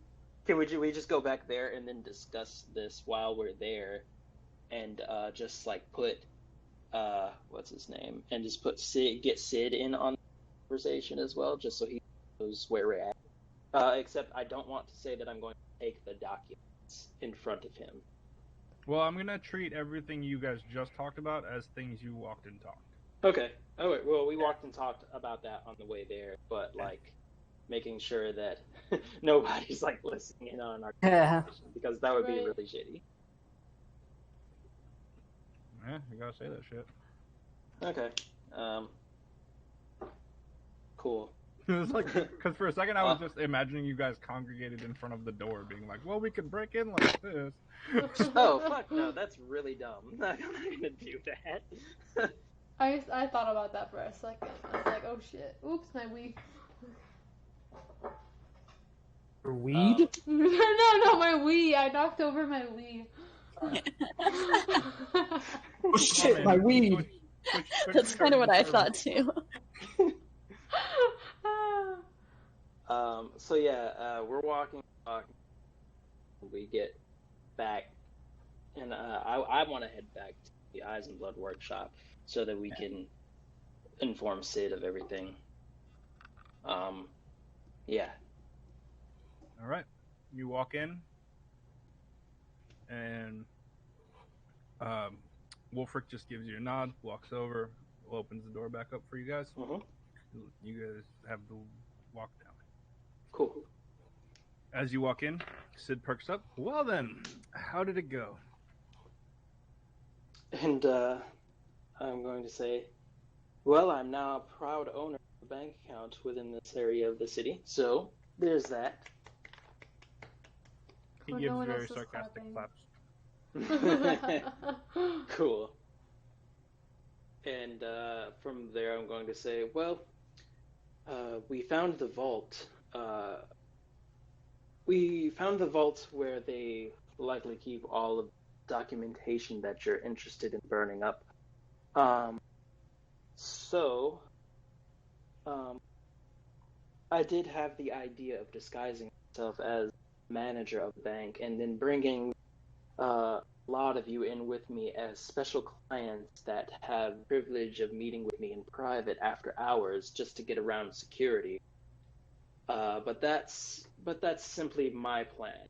And rather than walking back through, we can just we could either leave out the front once more, or we could leave out through the sewers. It's completely up to the group as a whole, but that's my plan. Where's my best route out? Probably want to make it disappear. It also Sewers would like would to break definitely be in. the quickest, but it might be a little dicey. The sewers would be a good way to get out without like being seen leaving, but like Sid said, it would be a bit dicey. We're not familiar with the sewers here at all. But I like your plan. I think it's a good one. I think we should do it. I think we're gonna need a nobleman. I can do that. Okay. Okay. How are you feeling about this, Darius? Down with whatever. I'd like to get a chance to crack some skulls, but it's not a priority. I'm down too then. Well, my friend, I'm alright with any spilled empire. As long as it's guilty. And I'm going to say that if one of you is, if you're going as the noble, then what are the rules going on else? What? I'm asking you guys like how you want to present yourselves as I'm introducing you to these guards as like special clients from like somewhere else that have like special things they want to talk about with their accounts that they're setting up. So if he's the noble, Sid strolls over to Darius, puts his arm on his shoulder, and says, "Well, this large lad can be my bodyguard." exactly what I was gonna say. Do you guys want me to play a little bit of dress up and make sure I look like the part for this swanky hellhole? And I say, well, that depends. Do you have any fine clothes on you? No, but I probably can find something, you know? You look and you just start to notice that she's wearing furs. Like Just furs? like hunting. She's Furs. got like a wolf pelt around her waist and Mhm. And all black clothing and boots and shit. I look really, like, metal. Look like Not freaking good. Senua. Fuck yeah. I'm going to. he's gonna leave. I don't know what that was. Does she seem like? I'm going to ask Cecilia if she has anything that that Akiri could wear to give How tall are her. Me? I'm 5'5". Cecilia's about a foot shorter than her. Holy shit, she's Oh. 4'5" as an elf. Paladins are really short. God You damn. know. Never mind then. Hey. No, wait. It doesn't matter because if she has a dress and it's a little bit on the shorter side, that's fine with me. I'm okay with that. That shit's gonna be short. It's gonna be short. It's Bring gonna be. it. It would have to be like. Being honest, have- that's a side of you I'd rather not see. Are there any Okay. tailors in the neighborhood? Is there Any what? Are there any clothing shops or tailors in the neighborhood? Yeah, the Tangles is like the market district. Okay. We could always Alright. go and find her something. What about you, Bekwa? Are you Bekwe? Um, Bekwe. Bekwe. Work. Do you have anything that would give you guise of elegance besides this wonderful armor that you happen to be wearing? She is not wearing armor. What is she wearing? I thought she was wearing armor. Becca, what are you wearing? Oh, I don't know. Did we talk about this? We did not know, but your Oh. your class does not allow for armor. You said I had a pair of clothes, right? That's all. So I get to decide what I'm You wearing. can decide what you look A like. pair of clothes. You can decide what you look like completely. It's just you don't wear armor. Oh, okay. I'm wearing I'm also wearing like all black with like a black cape or cloak or whatever. Okay. Then I'm going to say, do you have anything other than the wonderful black clothing that gives you an air of dark mystery? That's it, sister. Sid kind of squints and tilts his head, and he looks at her and says, "She might do actually. This does seem a little clandestine anyway." And I'll agree with him. Fair. Well, I need to get out of these, like, furs anyway, because I'm not representable for that swanky place that we were just in at all whatsoever. Like, that dude was dressed to the fucking nines, and, like, Frankly, you're not dressed. fit. I Frankly, am. you're not dressed presentable for any place. No, I'm not. Yeah, he was wearing very fine clothes. Mhm. Okay, Yeah. so I think we should go get you some nice clothes to like make the act more believable. Because we're trying to fool security guards, and that's it. Right. We're not trying to fool anybody who works for the bank besides that. Right. And then this is a good opportunity for me to have a new wardrobe. So, let's go. Cool. So yeah, let's go out in the Go city shopping. and get her some fine Boy. clothes. Starting off with a shopping. So Sid goes with you this time. Okay. I'm actually pretty well acquainted with a good tailor down the road a bit. Oh, you are? Do tell, sir. Do tell. Oh well, I've always got to look my best, dear. Fair. I give you that. So you walk down the fairway a little bit. It's about only like a 10-minute walk because there's a congregation of shops in this area. Mm-hmm. And he walks into this there's a much bigger tailor that you pass. And he walks into this smaller, kind of closed off looking entrance. He walks in with complete confidence, throws open like the curtain, and he says, Ian Farin, are you here? And when you walk in the shop, there's not a lot, but all the clothes, very well made. Ooh. Nice. And you see an elven gentleman walk around the counter to see who's shouting. And Sid just struts in, and he throws his arms wide. It's like, Ian Farin, it is wonderful to see you. Got a challenge for you today, sir. And then as soon as he sees it's Sid, his face like brightens. It's like, oh, Sid, I am so happy to see you. And he runs and gives him a big hug. Nice. What And did... what? I said I was about to like make a curious remark. I was about to be like, what did we just walk into? And Sid looks back and is like, a tailor, obviously. No, duh. What is this romance going on? He happy to see him. Oh, I didn't push the button for any of that. Wow. He like finishes the hug. He keeps him at arm's length, and he's just very happy to see him. And then Sid gestures towards Akiri, and he says, "You've got your work cut out for you, my friend." Indeed, I do. Do No, I? he's talking to Ian Farin about. Oh. He should talk to you. Do you want a piece of me?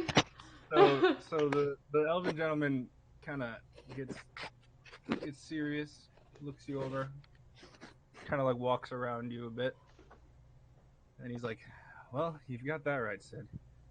She's a bit wild, but underneath, I can work with this." Okay, And he goes, cool.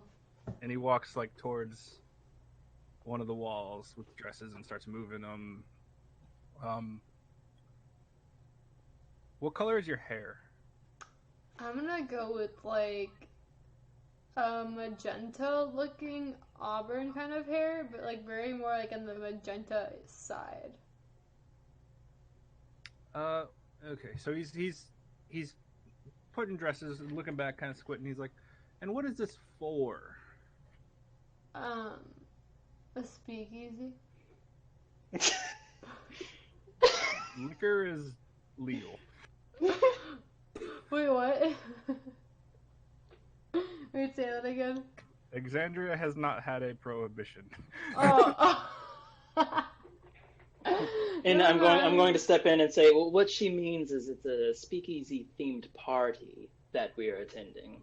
He doesn't know what that is. Okay. I don't know. Darius is like, the hell's a speak? Next Yeah, episode. like, prohibition. Okay, we're going to a themed party, and I have to look like a hot bitch. There you go. Are you happy now? He just kind of like grimaces. He's like, I see. Darius is like, ugh. You're welcome. Well, this may work. And he pulls out. Describe what kind of dress you want to do. I am not a dressmaker.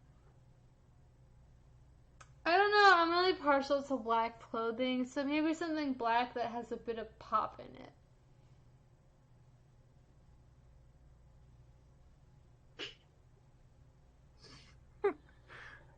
I feel like we should be going on like a side quest for this. To get the coupon, to get the digestive medicine. He, Gotta. I'm trying, but I really don't know. So, he pulls out something suitable. No,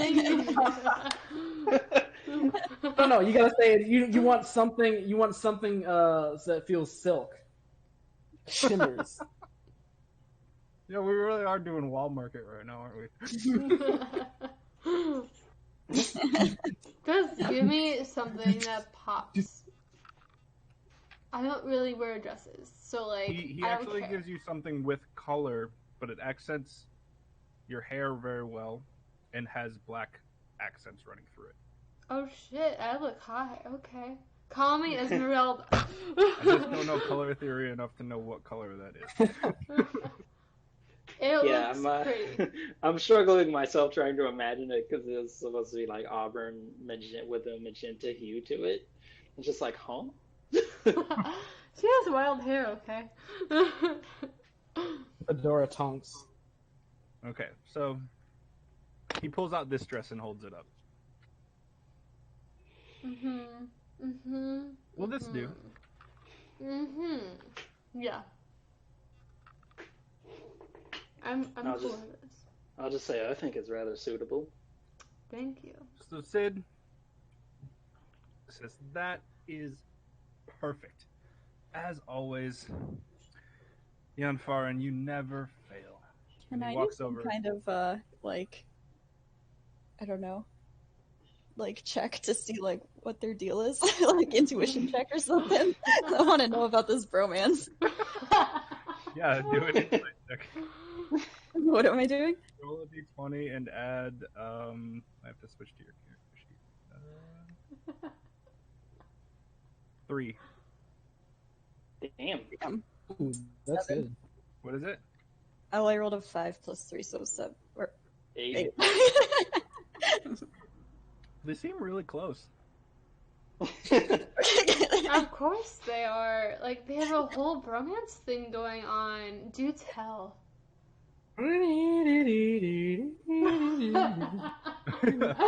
Oh my Sid god. ignores me. Jag So, out. and he leans over the counter towards Ian Farin and he says, "This one's for the cause." And Ian Farin like nods very quickly. He says, "No worries, no worries," and he just gives it to you. Oh, can I roll a check on that to see what that was? Roll insight. Okay. The 20? Yeah, d20 Okay. plus 6. Damn, she gets plus Se- 6. I have You 17 should be plus doing this 6. more often. 7 plus 6? Okay. 17 plus 6. 17 plus 6. 23. Unfortunately, all you asked about was that exchange. He's giving it to you for free because he's a sympathizer. Fuck. That insight roll wasn't about their relationship. Oh.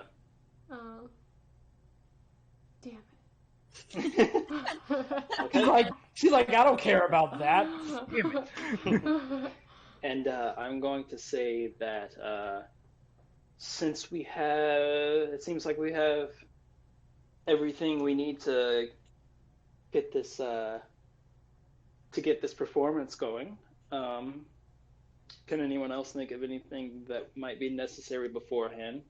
Because if not, then I suggest we simply wait.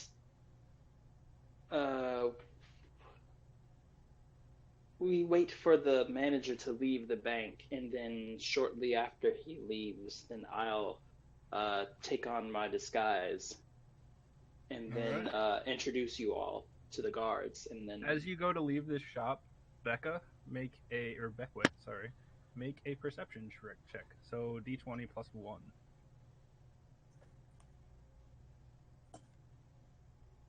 18. You catch Sid blow him a kiss.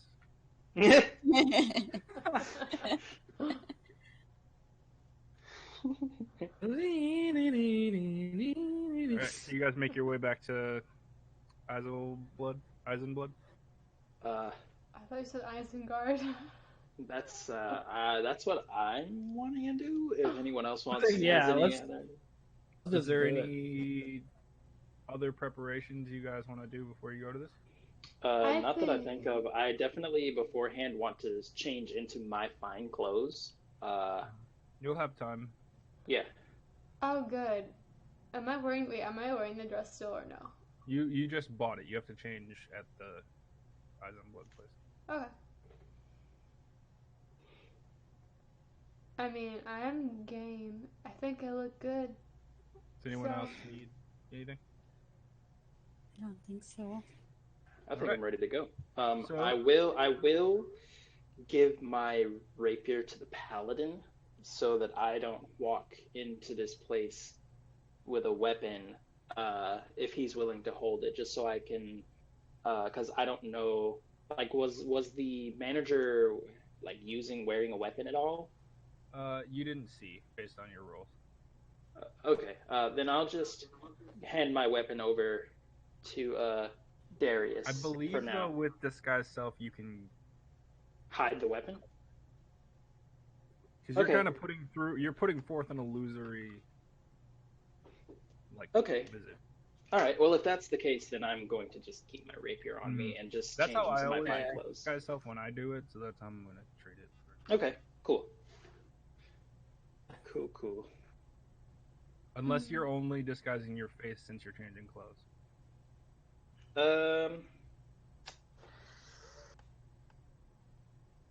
You know what? I'm gonna actually not change clothes and just disguise everything. Okay. So that I can keep my armor on. Mm-hmm. All right. Well, Okay. you guys head back to Eisenblood, get let in. People who want to change get to change, and time goes by. Unless you want to talk to anyone about anything. I want to talk to Varn. Okay. He's Um, when you come back in, he's just sitting casually chatting with Cass. I want to ask him why he's not coming to the bank.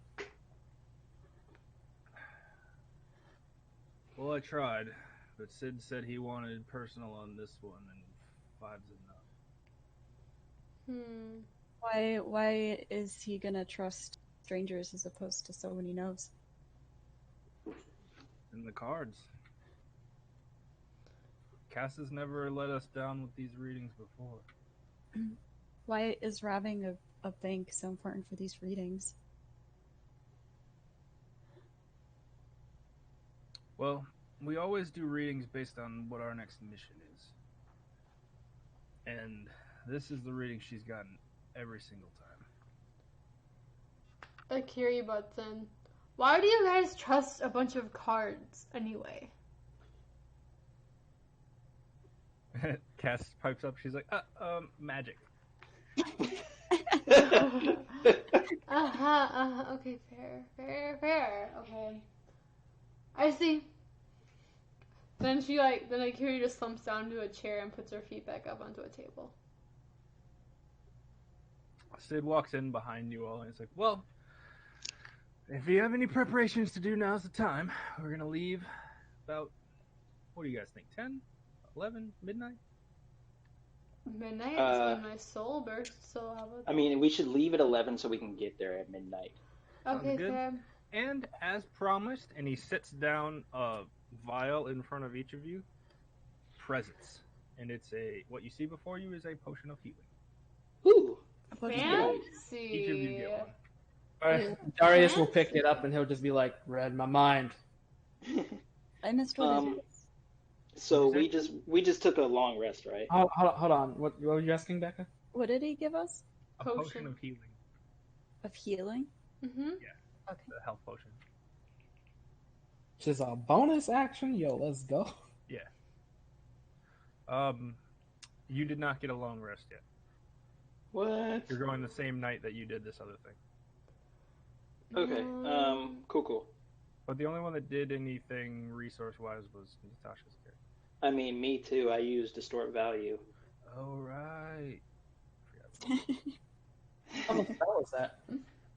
It's a level 1 spell. I mean, it's up to you guys if you want to wait a day. I'm ready to go. I think we're good to go. I think I'm ready to go. I'm ready to pummel some security. Becca, did you want to talk more? Or are you good? No, I'll try again later. You're gathering that Barn is kind of a guy of few words. Yeah. You can relate, I'm sure. You're right. Okay. Okay, time goes by. It's about 11 o'clock. People are changed who are going to change. Everyone else is ready to go. You just see Sid stand up, all excited, wave a hand in front of his face, and it looks like him, but his clothes are very noble looking. Cool. Fancy, Sid. He does like a little turn to show it off. Wow. I'm going to wait to cast Disguise Self because it lasts an hour, and it takes us an hour to get there. Oh shit, you're right. And Well, fuck, I already did it. Cool. As we're like leaving or whatever, Darius will just make sure to place himself like basically right by Sid's side. I'll be right by Fine. Darius' side. And I will be leading everybody So to. you, Akiri, as you do like, because you're dressed kind of nobly as well. Mm-hmm. As you go by Darius, Sid like holds his arm out. Oh. Does Sid 'Cause want me to you guys are hold the him? two that are dressed like nobles. Okay, Sid, do you want me to hold you or something? It's like, well, if you wouldn't mind, I'd love to escort you. Okay, why not? Sorry, Darius. Darius looks over. He's like, apologizing for what? So it doesn't. It looks like a normal arm, but when you grab it, it's hard and cold. Is this your metal arm? Like, which arm is it? It's his left arm. Oh my god, he's Ravis.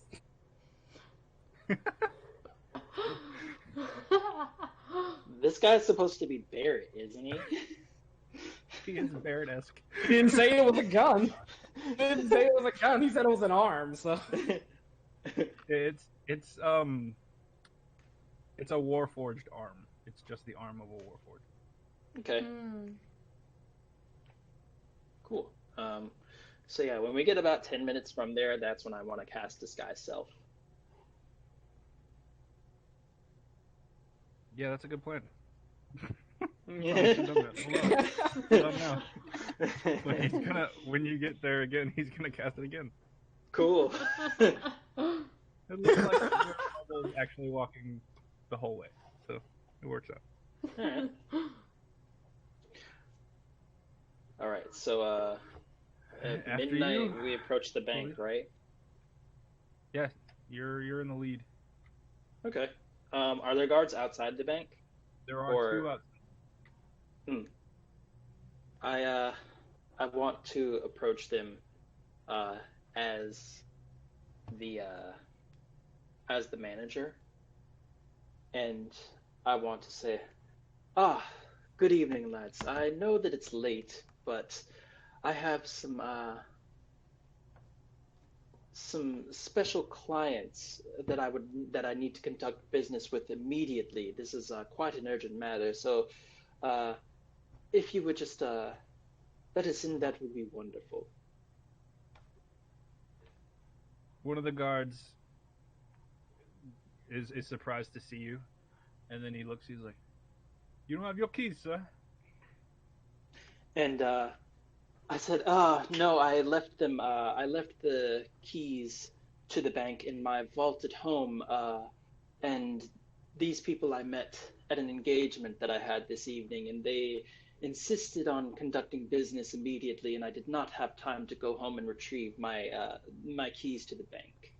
Yeah. Make a well, deception check with advantage, Ooh, as you are looking like that guy. 24 and 24 is the higher one. Okay. Not a problem, sir. Let me get the door for you. And he opens the door and lets you right in. Cool. Heck yeah. Just holler if you need anything. And he said, will do. Thank you very much. You're all doing such an excellent job. I think a bonus is in order for you. Talk to me about it later on. What? Okay. Amazing. And so, Thank you, sir. Very generous. Very generous indeed, Lord person. and so I'm going to take everybody through the bank. So when you walk through the lobby, you see 4 more guards posted, and Mhm. one of those heavily armored guards. Okay. But Do they? they see the other guard let you in, and the heavily armored one gives you a nod, and they just continue their walk. Okay. And I like nod back and just walk past all of them and start taking us down the appropriate hallways to get to the big vault. Okay. Man, everything You walk looks in. so much You all smaller. see the very large marbled room. You see the golden inlaid floor.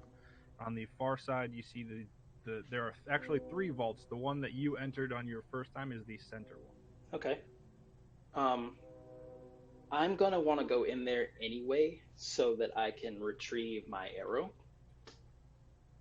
You actually hear Sid whisper, "Middle one's the one we want." Oh, nice. And I'm gonna be like, perfect. That's the one I want to. And can I make a check to see if this is like alarmed for any kind of alarmed in any way? The vault door? Yeah, because I know he used a specific key and it seemed to be glowing, but you said the lock wasn't. The lock is not magical. Okay. All right. Then I guess I'm gonna try to pick the lock.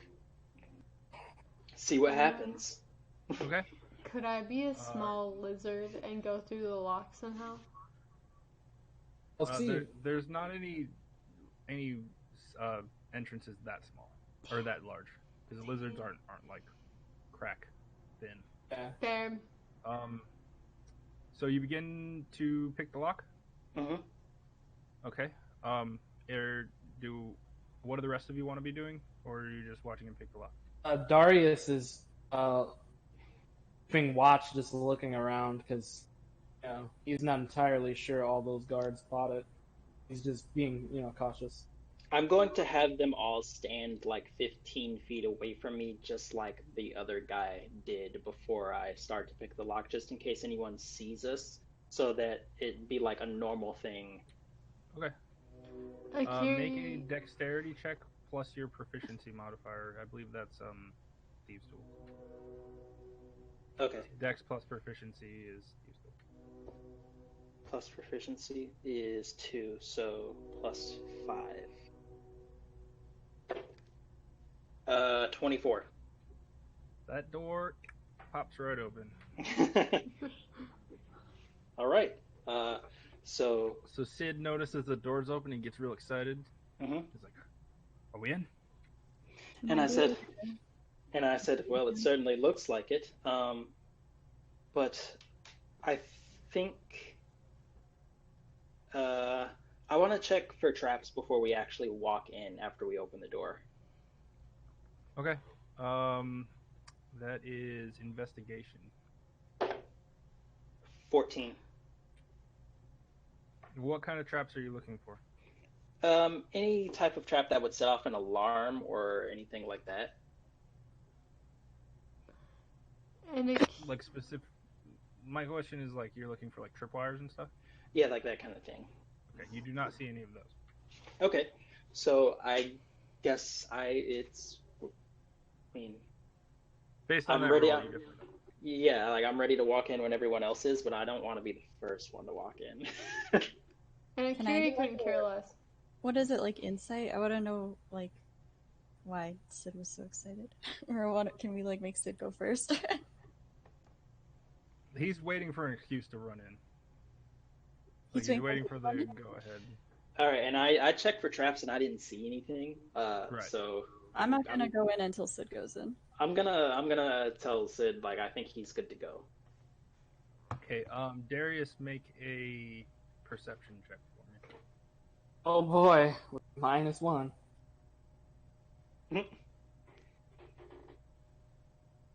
Do that. Sorry. What? Oh my fucking! I hate this setup. All my shit keeps. Sorry. Oh, that's a 3. Anyone else who is A 3? keeping watch? Good check. Do a what? Anyone who is keeping watch while they pick the lock, you're allowed to make a perception check. Right? Well, it was just me picking the lock, right? Right. Like Sid was watching over your shoulder, so he Okay. wasn't thinking. Okay. The Akiri rest of you wasn't. were keeping watch. You two can make one of them. Akiri wasn't paying attention because she was just like amazed by how much smaller everything was compared to when she was a spider. Okay. Beckway, were you keeping watch? Of the lock or of? I was looking Like around. of the room. Yeah. You were watching the room. I Go was ahead and watching make the a room. perception check then. Was that 20? Yeah, roll a d20. Add. Let me give you the number 1 second. Just one. Add 1. 8. Okay. As soon as you give him the go ahead, Sid walks in the room and starts looking around at the drawers. Okay. Oh. I'm going to walk in behind him and I'm going to tell him to be careful because be careful. The manager says that some of these are secure in magical ways, and if you trigger anything, then it might alert all the guards to our presence, and we may have to get out of here before we get what we need. And while I'm saying this, I'm pulling out the key that the manager gave me and unlocking the box with my arrow in it to get my arrow. All right. So you get your arrow back. Mhm. They're gonna make me run. Sid is looking like he knows exactly the drawers he's looking for. Okay. At this point, Darius will walk in. Can I do insight check on Sid as to why he knows a lot more? Yeah, I want to do that too. Just want to ask him that. I don't know. Maybe ask him. Would insight reveal that? Oh, like, what would reveal that? Insight wouldn't let you know why he knows something.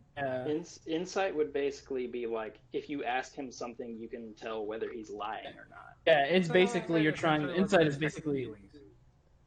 What Yeah. kind of check can I do then to see why he knows a lot of You this can't do a stuff? check for that. You have to ask him. Can I ask him? What would you say? Ask Okay, him. fair. Okay, so Sid, darling, why do you seem to know why? Why does it seem like you know where you are and like why you've been here before and stuff? Like, cause it's kind of weird for me. Akiri, love. The Exchequer is a very famous person in the city. Uh-huh. Wait, what? What? He told you guys you were coming. This is the Grand Exchequer office, Uh-huh. and he's coming to rob the Exchequer of those documents. So why does he know where? Like, He's looking how does for he the know? name. They're labeled. Oh. Okay, Oh. I see. While we're in here, I want The name, to look. like you guys would know this if you like the name of the Exchequer of Rexentrum is Exchequer Athea Droz. It's a famous name in the city. Okay, Athea It's an empire of it. Okay. Yes, all of these female- spellings. So while he's looking, since I know now that I'm looking for Athea Droz's drawer, I'm going to look as well. But while I'm looking, I'm going to look for any names that I might recognize as well. Oh wait, Okay. that's really smart. Can I do that too? This whole time, Darius is watching the door, making sure we're not be walked in on. Can I take? Is it like a label that I can take off of the drawer that had my name on it? It's like a little steel plaque with an engraving. They do it very quickly because they do it magically. But okay, so can I like take it off or anything like that? do you have any tools to do that? I only have. Let me see. I think I only have thieves' tools.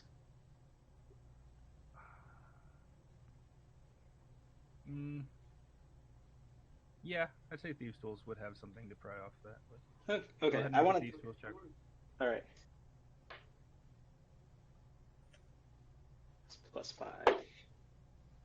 11. Yeah, it pops right off. It's not secured very tightly. Okay, I want to take that, and then I want to continue searching for any names that I might Okay. recognize, as well as Anyone- Ape Pedrosa's. Anyone looking at the drawers, make an investigation check. All right. What do you roll for that? It's a d20. Any of the checks are going to be a d20, and then it's just going to add a modifier of yours. 22. All right. What do I add to mine? You have a +1 investigation. How about so- me? Your investigation is +0. 20. You got a nat 20. Yeah. You got a nat 20? Yeah. We lead with that. Yo! Wreck Sharky. Hello! Welcome to stream. Sorry. Becwa, what'd you get? I rolled 8, so I have 9. Okay. Could I do, what was the other thing though? Can I do like a perception check? Well, so the difference, perception is like when you walk in a room and look around it. Investigation is when you look at something closely. Okay, well can I do a perception check anyway? Like just to see if there's something Just else to see going on what? here. I don't know. See if I find something in the room. I mean, sure.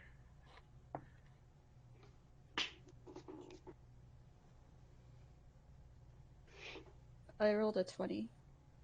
Nat 20. Nat 20?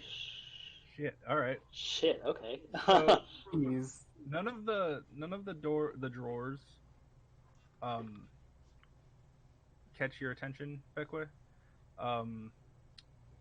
But Akiri and Khalil, sorry, I'm learning names. No, you're fine. Yeah. You both stumble upon a name that you recognize as a very wealthy person in the city. Each of us does, or we each find the same You one? find the same drawer. You both recognize the name. Okay. Becwa, so by this point, Sid has found the drawer he's looking for and has pulled out a bunch of files. What you do recognize is one of the names of the files. What was the thing that, like, to remember?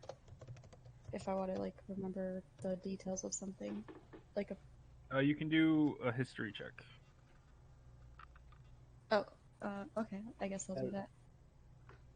That's usually general intelligence or history, right? Yeah. I'm going to go with history because it could have a bonus. So what do I do? Roll a d20. And then add Yeah, for you it's +1. 10. What are you trying to remember?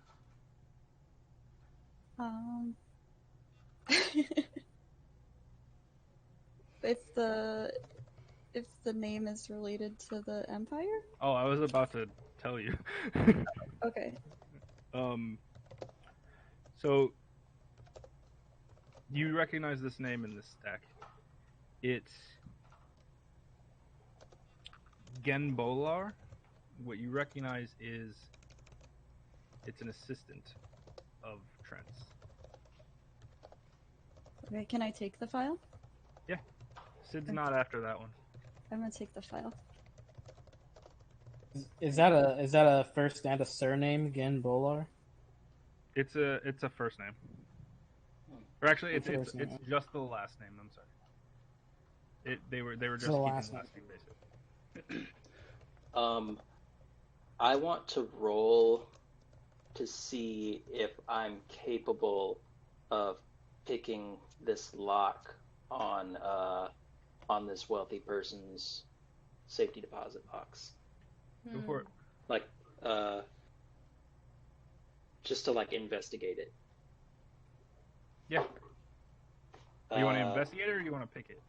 I want to investigate it to see if there's any sort of like crazy shit on it. I rolled an 18. So that's a 22. You Just- can tell that this lock is not magically trapped or anything. It Okay. is.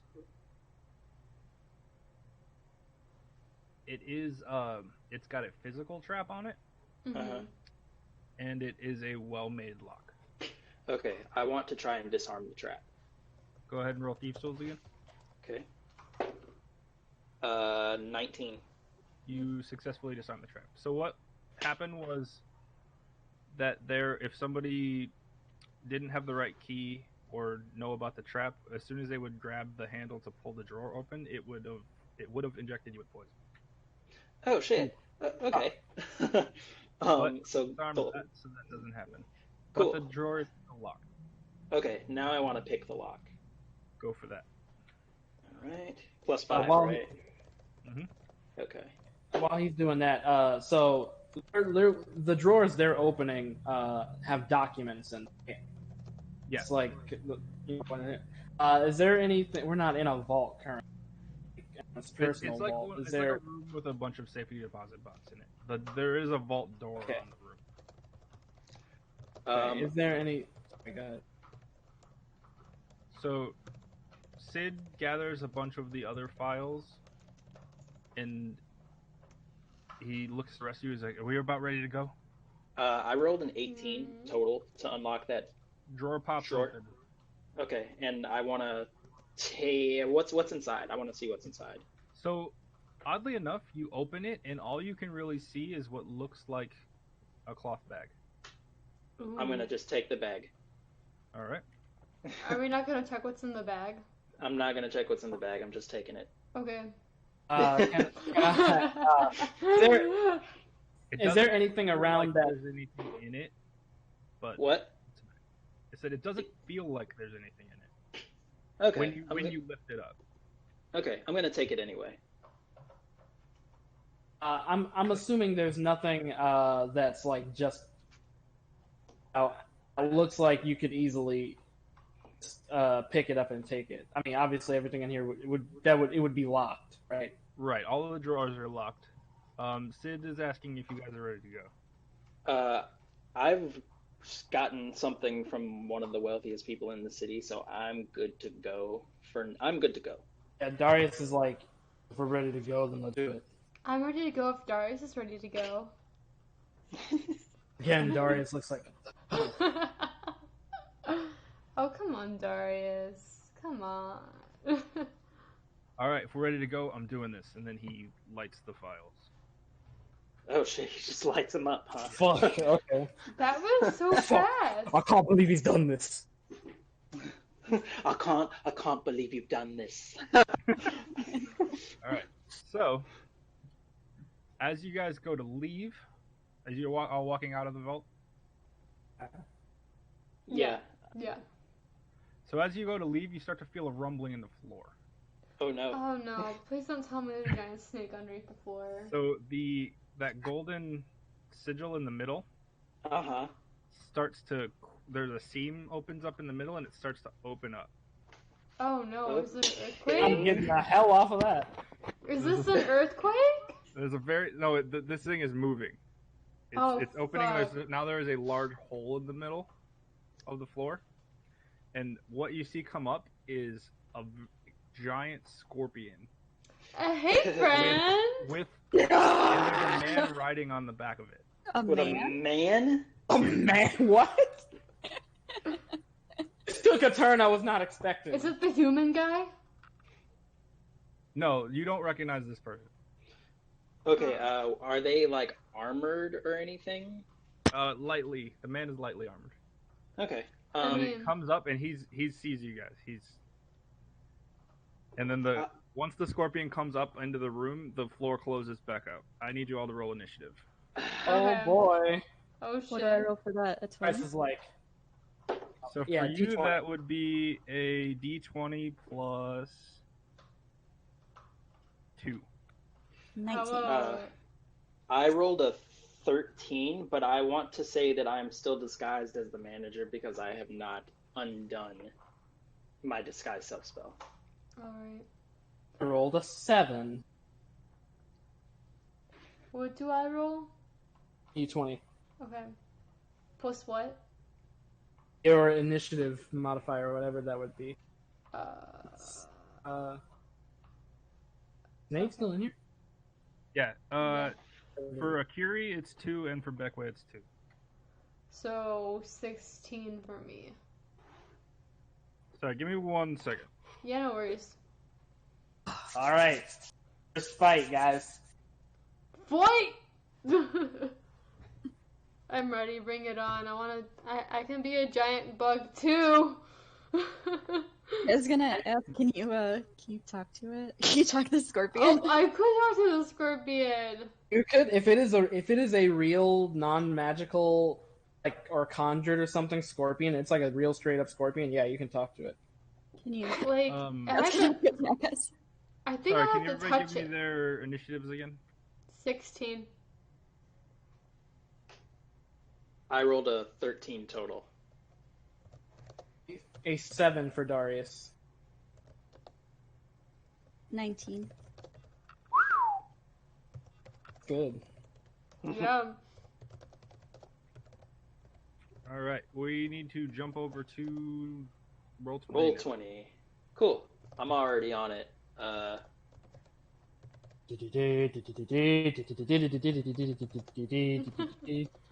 Wait, for me to talk to animals and shit, do I have to actually touch him? Like, I know I saw like something for like one of the spells and like looking at my character that I have to touch like an animal in order to like talk to it or No. like, become it. What's the specific spell? What's the specific spell that you're referring I don't remember. Right With now. animals. That would be Yeah. speak with animals. Speak with animals? Yeah, Yeah, speak I'm with animals. pretty sure Okay. speak with animals doesn't Speak, require. speak with animals is a ritual that requires you 10 minutes to do. Okay, so I can't do that. Well, it requires 10 minutes if you don't have it prepared, I thought. It's sorry. It lasts 10. It's It one lasts. action. Sorry, it's one action. You can do it as a ritual if you want, but it is one action, so you can do it. And it says it's just you use it on yourself, and you are capable of speaking to animals. Yeah, so for no, 10 you don't. for 10 minutes. Yeah, so no, you don't have to touch. There are Can you certain all see things. that on your screens? I might need to refresh. Let me refresh. I think I have to refresh as well. Hang on 1 second.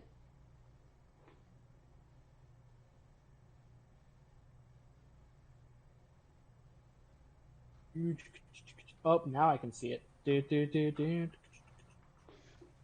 Oh, what? You will join the game shortly.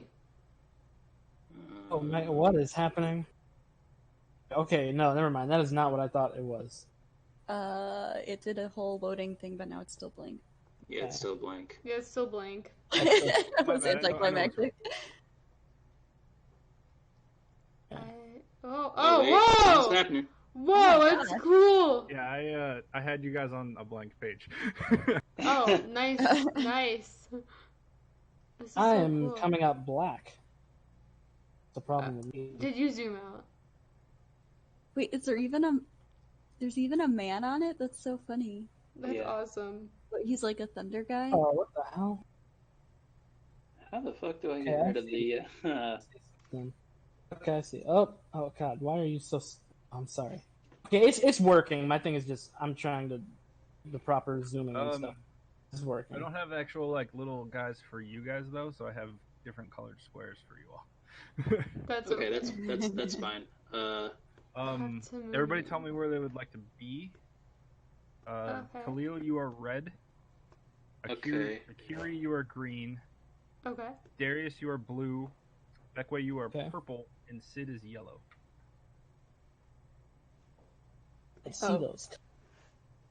So whoever goes They first, already- I'll throw you on there, and you can see yourself in a second. Okay, I want to be like right up against the vault door because I just closed it. Yeah, I guess Oh, I'm wherever that shoot. file was, right? So Thing's being really stupid. Like there, you see the red. Hold on, I can't see anything besides like. Oh, there it is. I see it. Yeah, that's good. So Okay, as So long here- as all I need to. Yeah, like as close to the vault door as I possibly can be.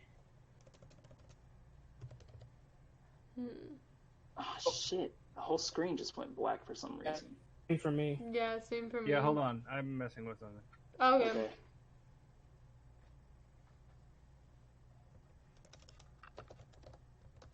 Whoa. There we go. Aha. So much better. Yeah. Yeah, that's great. That was my don't let them see it early button. Okay. All right. So yeah, that's where Nifty. I would like to be. That's good for me. All right, this red one right here is you. Who else? Vault door, is that where we entered from? The yellow square is the vault. Where did we enter from?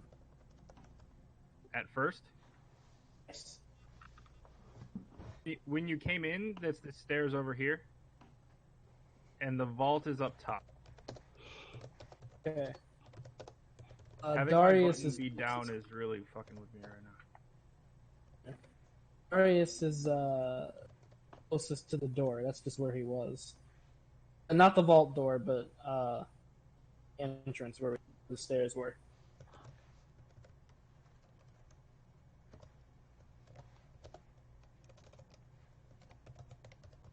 All right, so Darius, you said I had to change which one my thing's keyed to. You said you were down.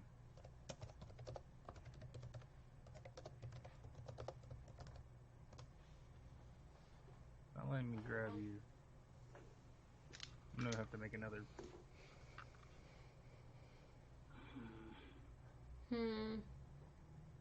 What color square am I? Green.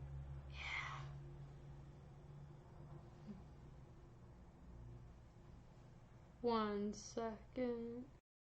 So you want to be about down by there. the stairs? That makes sense. That's fine right there. Okay, Beckway and Akira need spaces for you guys. Alright.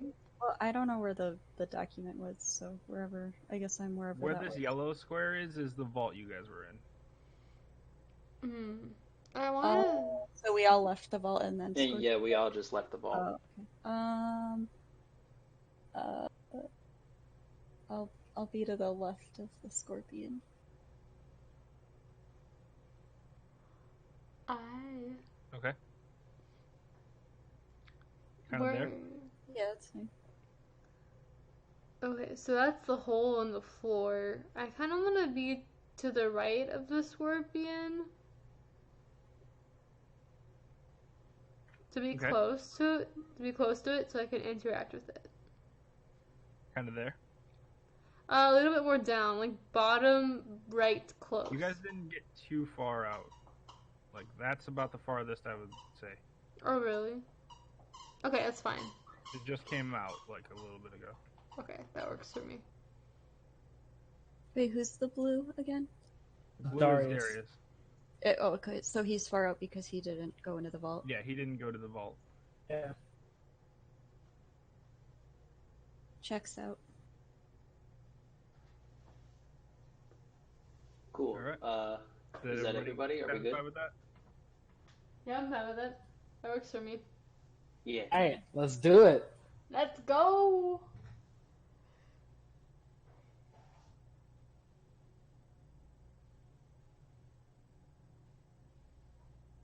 Alright, so... Alright, first up is Bekwa. So you get you get an attack, an action, and you get an action, a bonus action, a movement you can use. I get all of those things? Yeah, every turn you get all of those things. But you're gonna have to walk me through this. But certain spells will let you use a bonus action, and you have that one ability that you can turn an action spell into a bonus action if you want. Wait, you so have to this spend thing points for that. definitely aggressive? Like, is it going at me and I have to defend myself? So right now it's kind of sitting in the middle, but it's in an aggressive stance, about to go for you guys. It definitely sees you as enemies. Okay. Let me pull up my spells. How the fuck do I get rid of the, squares with people's names on them that's covering my entire screen? Yeah, I don't know how to... Oh, you have to Thing? drag it away. I've tried that, but it snaps The ones right back. there, I just moved them out. Oh. my shit ain't getting dragged. Oh, you mean Yeah, the one at the mine is bottom. like. Yeah, I want to get rid of Yeah. those two actually. Oh, Okay, so we don't know. Oh no! Like so on the bottom left corner of the boxes, there's a little like hamburger dragging thing that you can pull on to drag it away. Yeah, I don't. Oh. I don't. Oh, there. Aha. Yeah. But you can't. Okay, but you Did can't I just do get that? rid of it though. You can just stack them all on top of each other, though. Yeah. That's what I did. That's Is true. that- You know what? That is the best idea. Yeah, that's the best Does everybody idea. see that, or do you have to do it yourself? We have to do it ourselves. We But do I it got ourselves. Yeah. Yeah. Best idea. Good shit, Becca. Making circles in grids sucks. Just saying. Yeah. I can only do so much. Okay, so I should probably do my mage armor things first, Yeah, right? that's a good plan. Okay, so I do that. And that was an action, so now what else do I have? You have a bonus action. You can use, I believe it's 2 sorcery points to cast another spell as a bonus action, but you can only do, because you used a leveled spell, you could only do a cantrip. So I don't know if you want to use that right now. So it has to be a level 0 spell if I do one? Mm-hmm. I'll do a poison spray. Okay, so just to let you know, you have 3 total sorcery points, and to do that right now, it would cost you 2 of them. What can I do that... Okay, so should I just be done? Should I just put on my armor and... You could do that, and move around if you want to move somewhere else. Because if you want to do poison spray, you do have to be closer.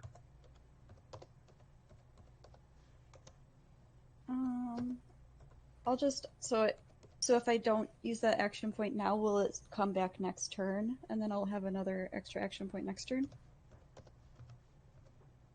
No, you just get an action and a bonus action every turn. So I should So just if you don't use your something? bonus action, it's wasted. But if you don't have anything to do with it, then you can't do anything anyway. Well, hold on. What can I do that would not take a lot of... Like I said, you could quicken cast a spell. That's an option you have right now. Mm-hmm. Quick and cast a spell that I could use for next turn? No, I well, forgot quicken I spell didn't want to lets go you- first. I'm so lost. It's fine. It's totally fine. Quicken spell will let you cast what a spell that would normally cost an action you can cast as a bonus action. But you just have to spend 2 sorcery points. You have as many sorcery points as your level. Oh. And so I just used 1 sorcery point, right? No. You just cast a different spell. The sorcery points are just to do the things that alter your spells. So like quicken spell or heightened spell. Oh god, I'm so lost. Okay, I'm just gonna end my Sure. turn. It's totally fine. You'll learn as we go. It's not a big deal. Okay. Next up is Akiri. Yes. Huh. Okay, so I want to talk to it. Okay. So I can just straight up talk to it then, right? You have No, to you have cast to cast Speak with Speak with Animals, but that's Okay. your action for the turn. Okay. I will do speak with animals. Okay. Mhm. And then speaking is a free action, so you can talk to it right now if you want. Okay, I want to talk to it right now and find out what it's doing. Like, why is it here?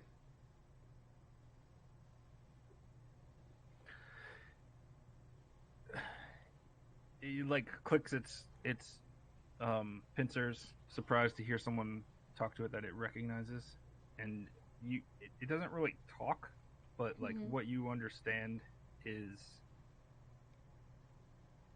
I do as my master tells me. We're to guard the bank. Oh shit.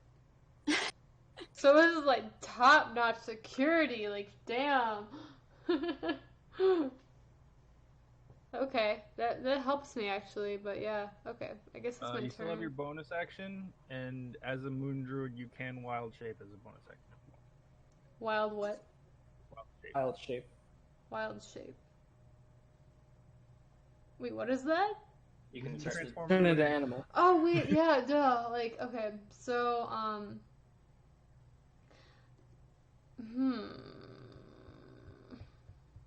said you don't have to. No, yeah, I'm telling you what your options are. I kind of want to though. Go for it. Oh man, I can't be a scorpion. Just note that's your second wild shape. Right, but it is. Wait, oh no, wait. Okay, so it's midnight. Past midnight now. No, you have to sleep for 8 hours to get them back. It's not just time. Okay, fair.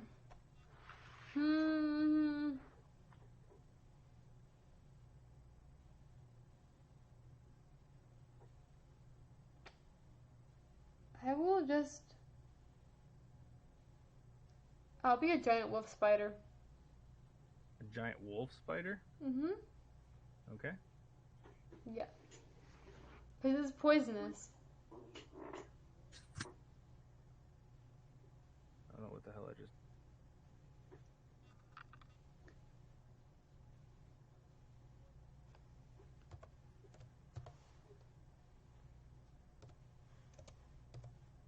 Alright, sorry. Control is giving me issues too. Alright, okay. So you shift into a giant wolf spider, Mm-hmm. and that is your turn. Thank you.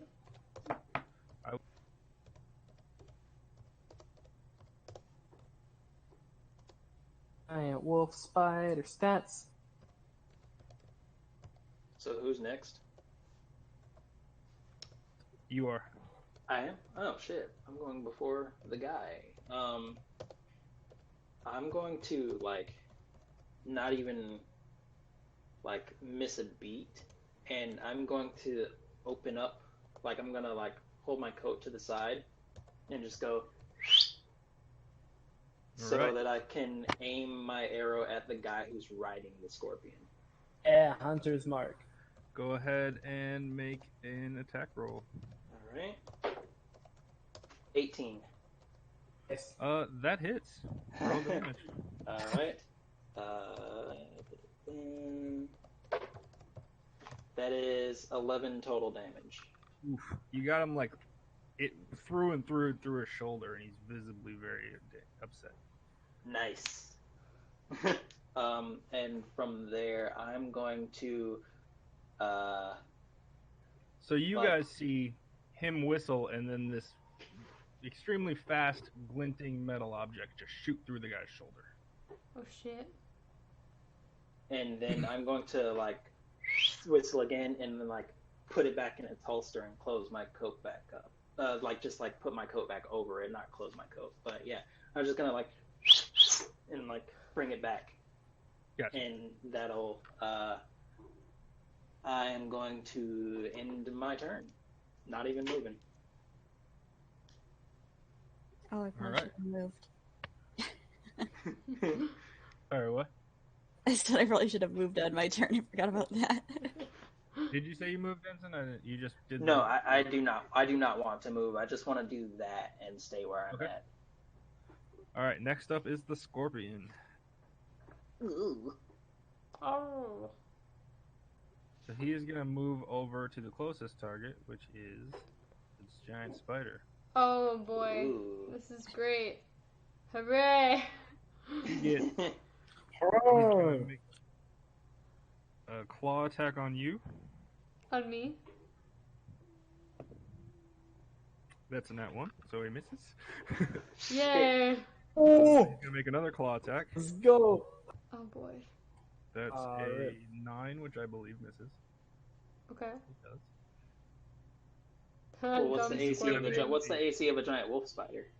11. I have the stats. Oh, okay. And then he's gonna make a tail attack on you. 3 attack. Oh no. That is a hit. Attack while the tail is up. Oh. So make a con save. Thank Oh, you no. for the follow. Sorry.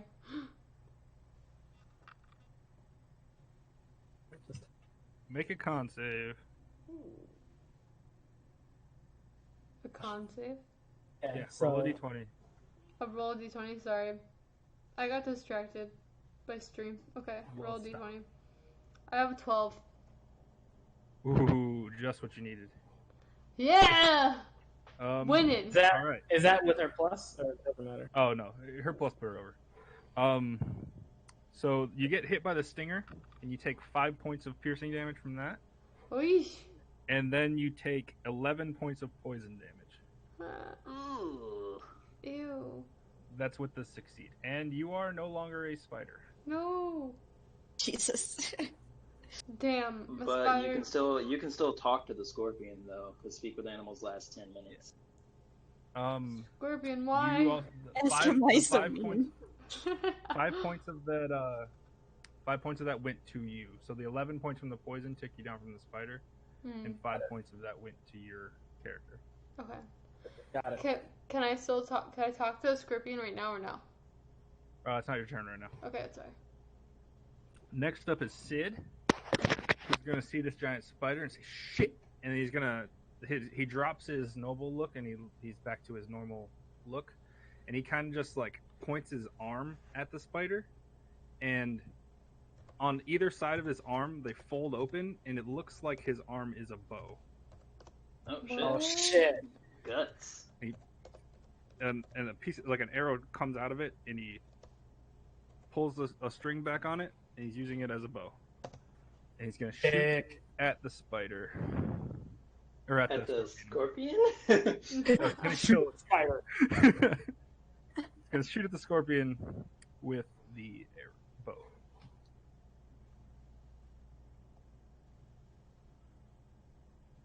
How far is Sid?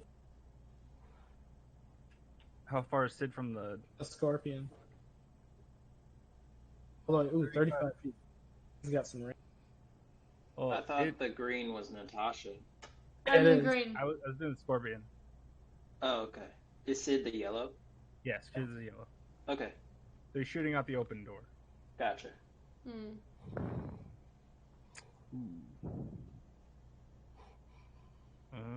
That is a miss on the scorpion. Oof. Oh no. He's gonna, but he's gonna curse under his breath, and he's gonna say, "Stand tall, my friends. Darius, it's on you." And Darius, you have a point of bardic inspiration you can take. Oh, sick. Let's go. Okay. And he is a valor bard, so you can use that in combat as well. You can add this 1d6 to an ability check, attack roll, or save. That's the case with bardic inspiration in general. In general, yeah, that's why I was confused. What's the difference for valor bards? Oh, he's not one of them yet. He's going to be. Never mind. I don't know, but on my bardic inspiration it says I can. Yeah. It is No, a I just remembered he's multi-class, so yeah, he's not a valor bard yet. Okay. All right. Oh, wait, How far am I from this? He misses, and then he inspires Darius. Sorry. Next up is Darius. How far am I from the scooter? I mean, not from the scooter. Sorry, from the scorpion. Shit. See, same spider, and it's getting me all fucked up. 20 feet. Okay. Spider Right, powers. you all see Darius takes a great sword off of his back. He's like, "Ugh, been waiting for an opportunity to let loose. I'm gonna travel the 20 feet up to the scorpion." Okay. And you're just gonna see him take this great sword, just swing full throttle at this scorpion's tail.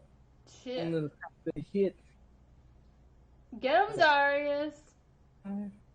Go ahead, roll attack. Sorry, I'm rolling. Just my setup sucks and things are rolling off.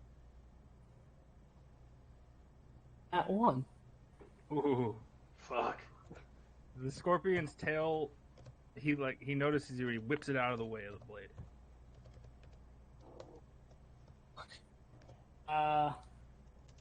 There's a whole lot else I can do right now. Yeah, I guess that'll end it. He's just like, All right. Next up is the rider. Shit, I didn't realize there were He's two. going to. He's gonna wave his hands, and there starts to have some magic coming out of them. He's gonna say, "Y'all picked the wrong bank to rob." And he's gonna cast Scorching Ray. oh, fuck. Ugh. Oh, Going can to I target- cast Absorb Elements? Yes, you can, because he's gonna target you. And Oh, he's gonna target you. Oh. He's gonna target Khalil, and he's gonna target Darius. That's a save, right? No, it's Shit. attack rolls on all of you. Oh, okay. What do I have to do? Give me 1 second.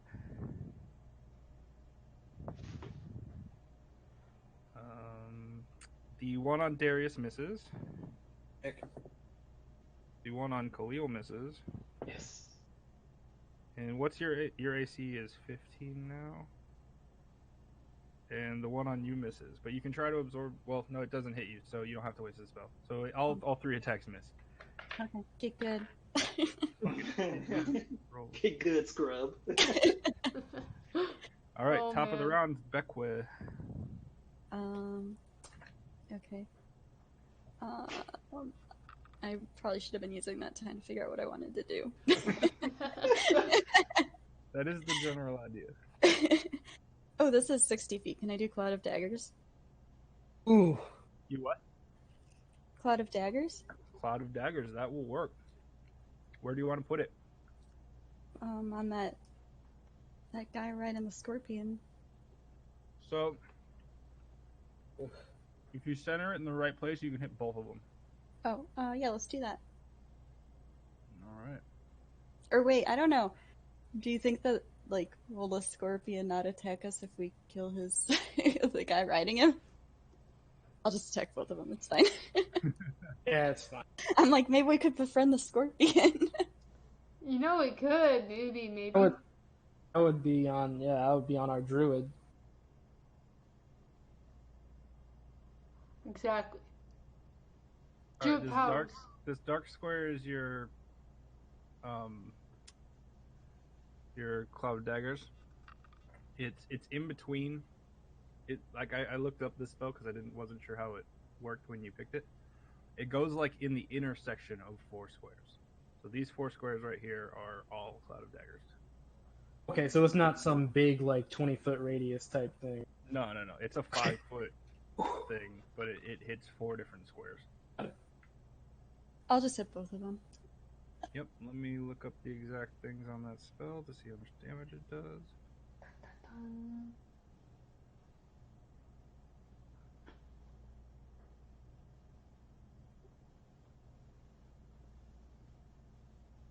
So they both take 4d4 slashing damage. That sounds like a lot. Well, That's a healthy amount. You're Yeah. welcome. Well, assuming it rolls well. If they're all ones, then well, Oh. You have to roll that, Becca. Oh, I roll. I thought you just rolled it for me. I was like, oh, that sounds good.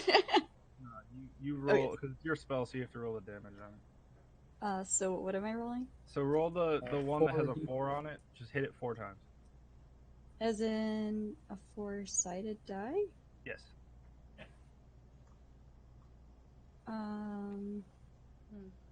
Which I don't actually. Looks like a triangle. Oh, okay. Like a pyramid. Oh Yeah. shit! I rolled a 1. Well, you hit it okay, 4 you times. can roll 3 more. So altogether 9. 9 points of slashing to both of them. Wow, that's pretty good. Slashing, not piercing. Huh? It's The important. daggers are spinning. Oh, shit. Oh, okay. So this guy in the back looks hurt. The scorpion, not as much. Okay. Scorpion's looking all right. Scorpion's like, shit, Master, you okay? The scorpion's like, "Are you good?" Next up, Akiri. Yeah, I want to talk to the scorpion. What do you say? So, scorpion. Let me just you have to tell me something. Who is the master that you referred to on your back? And, like, why are you obeying your master? Like, you shouldn't have to obey your master. So he's looking at you. They don't have like expressive faces. You just hear his picture. He's the master. I obey him But why? because he is the master. Why? It's not very smart, is what you're getting. Oh, okay, fair. Wait, Scorpion. I have a question for you, actually. Do you want to be my You don't friend? have time to do a whole conversation with No, this. this is my last question. I want to see if you want to be friends. I do not disobey the master. Damn it. Fair. Okay. I guess that's my turn. I don't know. I don't know if I should do any other spells or anything right now. Well, 'cause that I'm was like, that amount of conversation was your action. So if you have something you want to do on your bonus action, you can. I'm good. All right, Khalil. I'm going to move close to Becca so that I can get like to the side, so I can be like on the left side of the Scorpion and the Rider. Right there. Yeah, like right there. And That's then, the most part I can get. okay, good. Is the Rider, like if I attack the Rider again, will I get sneak attack because of where Darius is?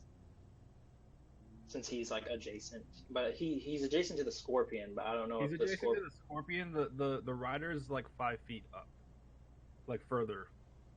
Okay, so Not I technically wouldn't. adjacent to the rider right now. The Okay. rider is closer to the head.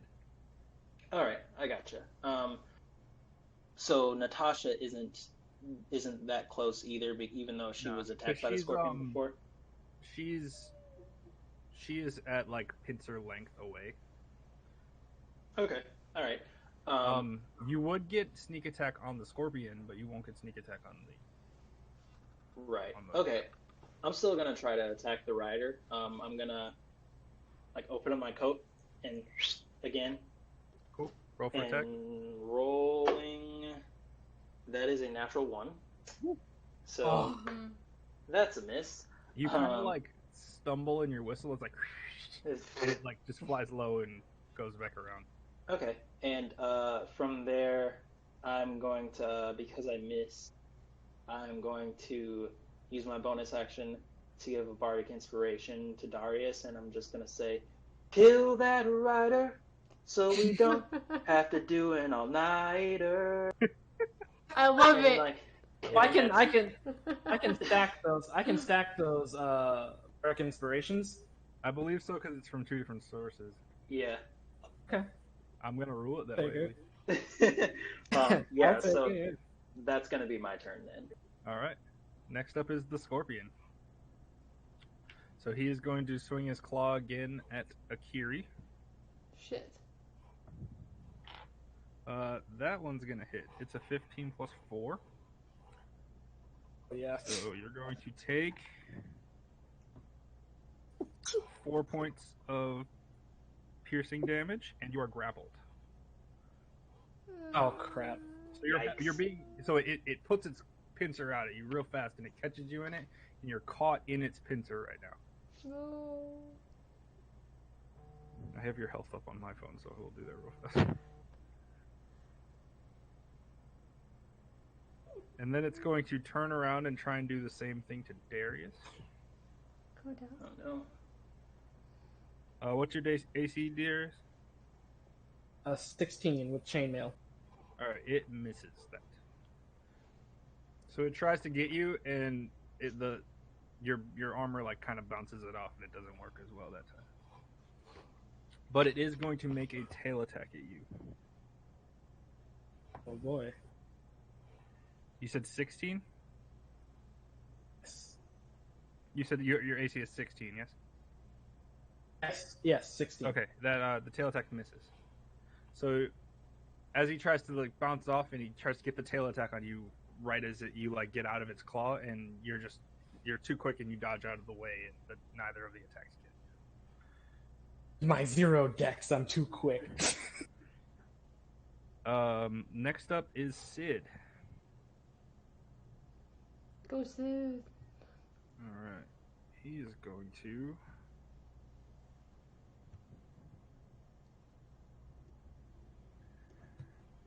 cast Fairy Fire in that area. So he's going to wave his hand, say,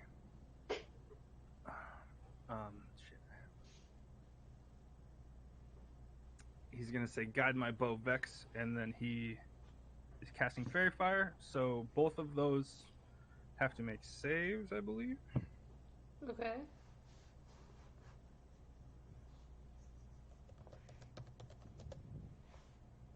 Shit. Yeah, they both have to make dex saves. The scorpion fails, Ooh. and the mage passes. So the scorpion, you guys now all have advantage on. Oh, sick. Huh. Oh, dude. And then he's going to give a bard inspiration to Akiri. Yay! He's gonna say, "Stop talking to it and fight it." Okay, fine, Sid. I just want to make some. I want some closure here, okay? And then that is the end of his turn. Next up is Darius. All right. Darius is like, he's going for it. He's just gonna swing again with the great sword. Yeah, You Darius. have 2d6s of bardic inspiration to help you too, Oh, true. And advantage. and advantage. And advantage. I was gonna say I can do the bardic inspirations after. You can Or choose do I- when to use it. Yeah, you can. You can choose when to use it. Okay, so that is going to be for the scorpion. Does a 14 hit? A 14 does not hit. Can I go down? All right, I'm gonna use one bardic inspiration.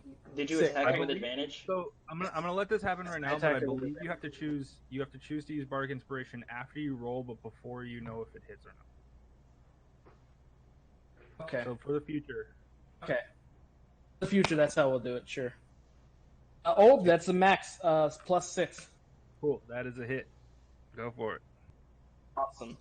Now, what do I? Is that a? No. Sorry, my phone went dark. Is that a D? You have a great sword, correct?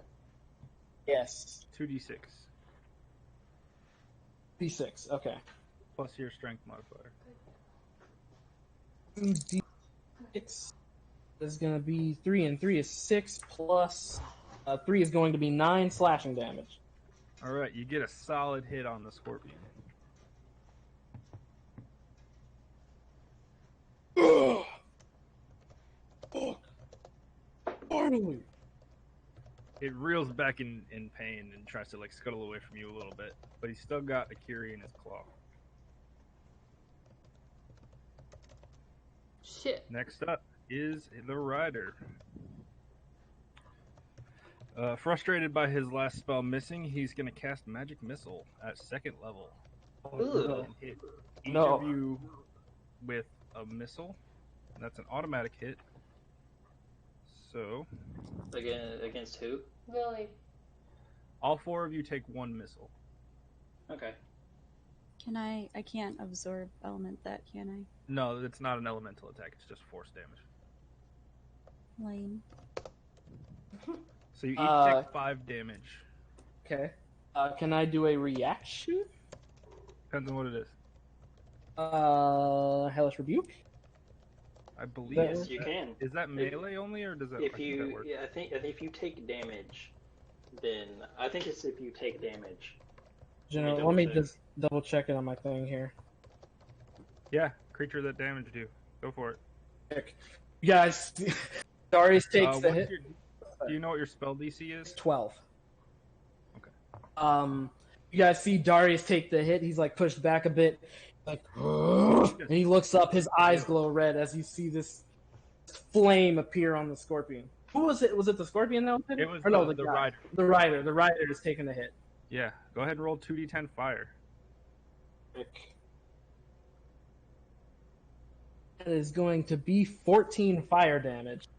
How do you want to do this? Ooh! Oh shit! Okay. Oh. Oh, okay. So, like I said, Darius, he takes the hit, looks up, his eyes glow red, and all of a sudden, this like look of like horror flashes across the rider's face. He's like, "No." He just goes up in flames. You feel especially Akiri being so close, you feel the heat as the rider is just engulfed in flames. My Engulfed in dress! flames, burning alive, and he just the sheer heat of the flames from their hellish origin burns him to a crisp in a moment. Fuck. He's just ash and gone. Yeah. As soon as the rider is gone, the scorpion gives a huge cry of anguish and starts to flail a little bit more wildly. Out of Shit. sadness. Powered up now. Shit. Goodbye, rider. Bye, All Ryder. right. I'm gonna. Top of the round is Beckwith. You killed that rider. So I keep forgetting to move. Can I move now, or did I miss my chance last turn? You can use this turn's movement. Okay, so I'll move closer so that I can cast Poison Spray.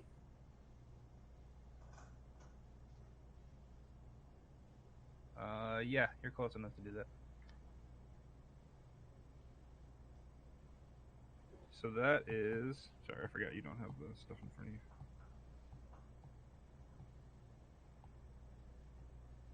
What's your spell DC? I don't think you know that either. Let me check. I don't even know what that means. 11. Okay.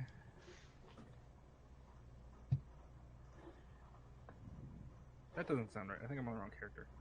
Yeah, I was on. I was like, she's a sorcerer. That doesn't sound right. 14. That's much better. He passes, so he actually doesn't take any damage. Damn And it. you run up and you extend your hand, and a gas of poison comes out of it. But as soon as you do that, the scorpion kind of like turns out of the way towards a different target. Has no effect. You can use your bonus action to quicken a spell and try a different one if you want. I'll wait. Oh, it has some. What's the deal with things I've already cast? I can only cast them once every couple of, like, I couldn't do Cloud of Daggers again, could I? So all of the level 0 ones, the cantrips, you can cast as much as you want, and Poison Spray is one of those. You did cast Cloud of Daggers once, so you used one of your second level spell slots, and you have one more. Oh, okay. I'll do the thing where I try Poison Spray again. Okay. So spend 2 sorcery points to try and do another Poison Spray. This one works. Go ahead and roll 1d12. Damn. Ooh. Nice. Yeah, that's crazy, and that goes up per level. It's 8. At certain thresholds. So Yeah, 5th right. level it'll go up again. All right. I rolled an 8. All right, 8 poison damage on the scorpion. So it was flailing, so it kind of like moved out of the way for the first one and then moved back into the second one. You got it right in the face. Nice. All right, this scorpion has seen some damage, but he's still going. Damn. Next up is Akiri. You are currently in his claw. You can still have your bonus action, but you can't move. You can still attack though. You can cast any spells, you can attack, you still have your action and bonus action. Can I use Moonbeam on it? Yeah, you absolutely can. Okay, I'm gonna use Moonbeam. Is Moonbeam? All right. I don't know what this is. Let me read it to you. Bum, bum, bum, bum. Me and Nate are very familiar with Moonbeam. Yeah, I gotta look up the exact things. It's a con save for 2d. It's a con save for 2d10 radiant. Oh, fuck. Yeah. Okay. It passed the con save, so it only takes 1. But roll 2 and then It halve takes half the damage. Yeah. Okay. So roll 2d10s and then halve the number. Roll 2 d10s. Yeah. Is that with the 12? That's what No, it that's the says. D12. It should be. I think on that app it's zeros. Oh, yeah. 1. And then All right. again. Roll one more. Okay, another. No, so this is plus. No, just roll 2d10s and tell me what the total is. Okay, 57. That's not. 57. That's. Oh, did you percentile. roll percentile? Yeah. She rolled 2 percentile dice, so she rolled a 5 and a 7. Okay, 5 or 7, 13. Have it. That's 6 damage. 6 radiant damage. It doesn't make any sense. No, because oh wait, did you say double zeros or is it just a single Um, 0? It should be just a single 0. Just a single 0. I But rolled the wrong the thing. percentile dice can also be used as a D10, but it's just like allows you to do numbers by tens. But if you roll like a 50, then that would be a 5. You know. Okay. Just drop the 0. I rolled the wrong dice. It's fine. We got It's it. fine. Okay, cool. Fair. All right. Well, it is now Khalil's turn. Okay. Unless you have something you want to do in your bonus action.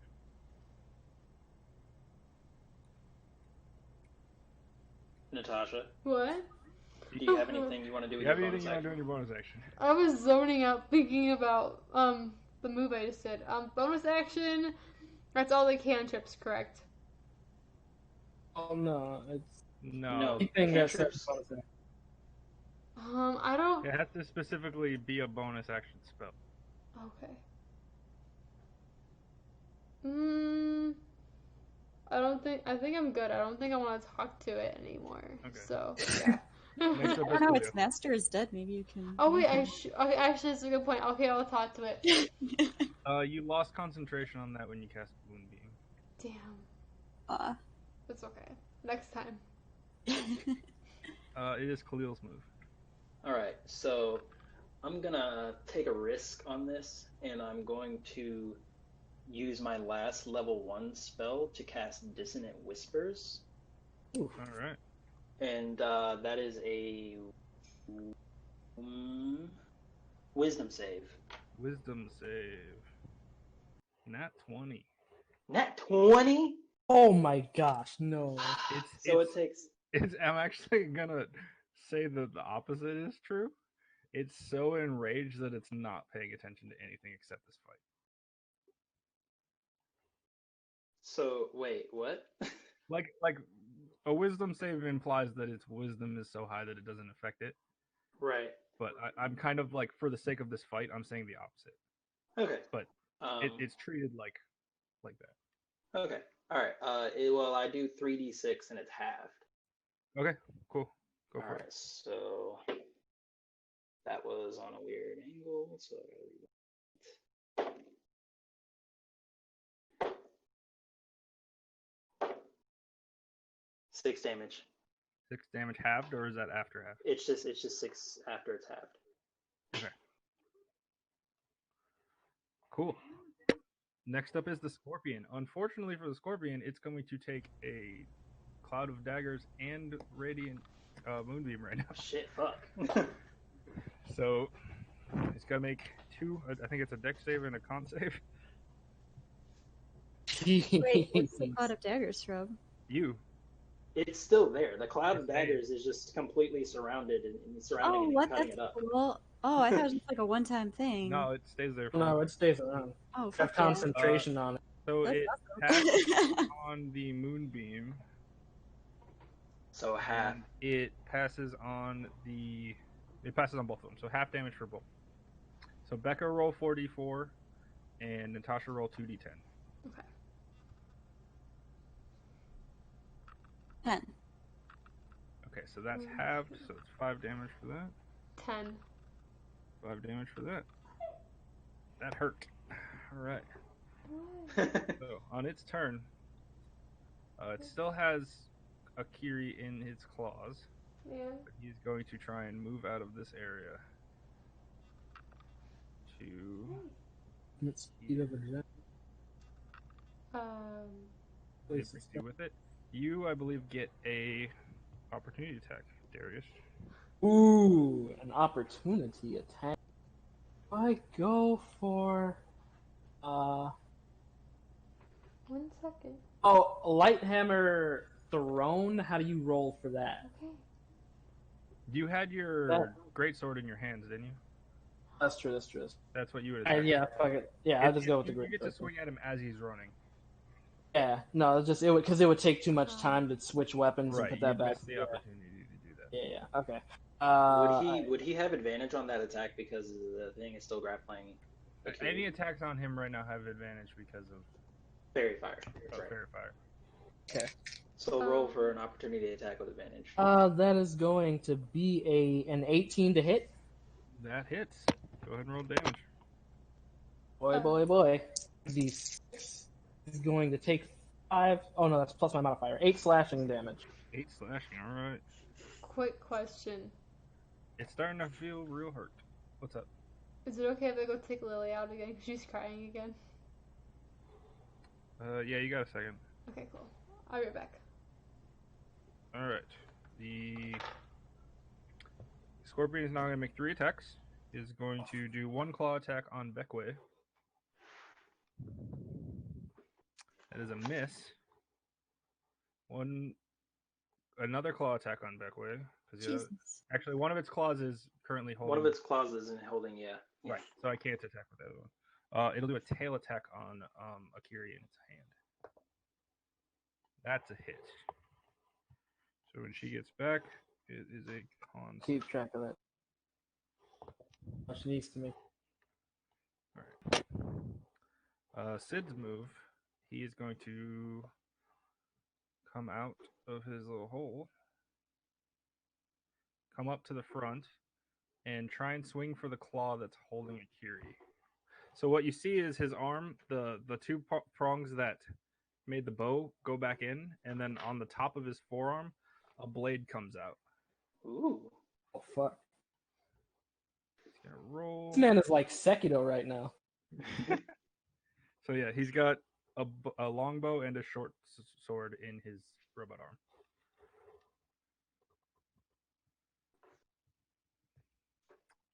All right, that is a hit. Finally. Oral Sid.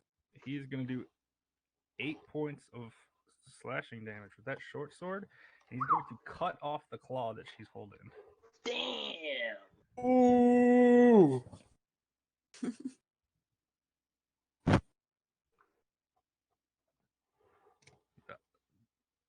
The Scorpion roars in pain, flailing around even more wildly.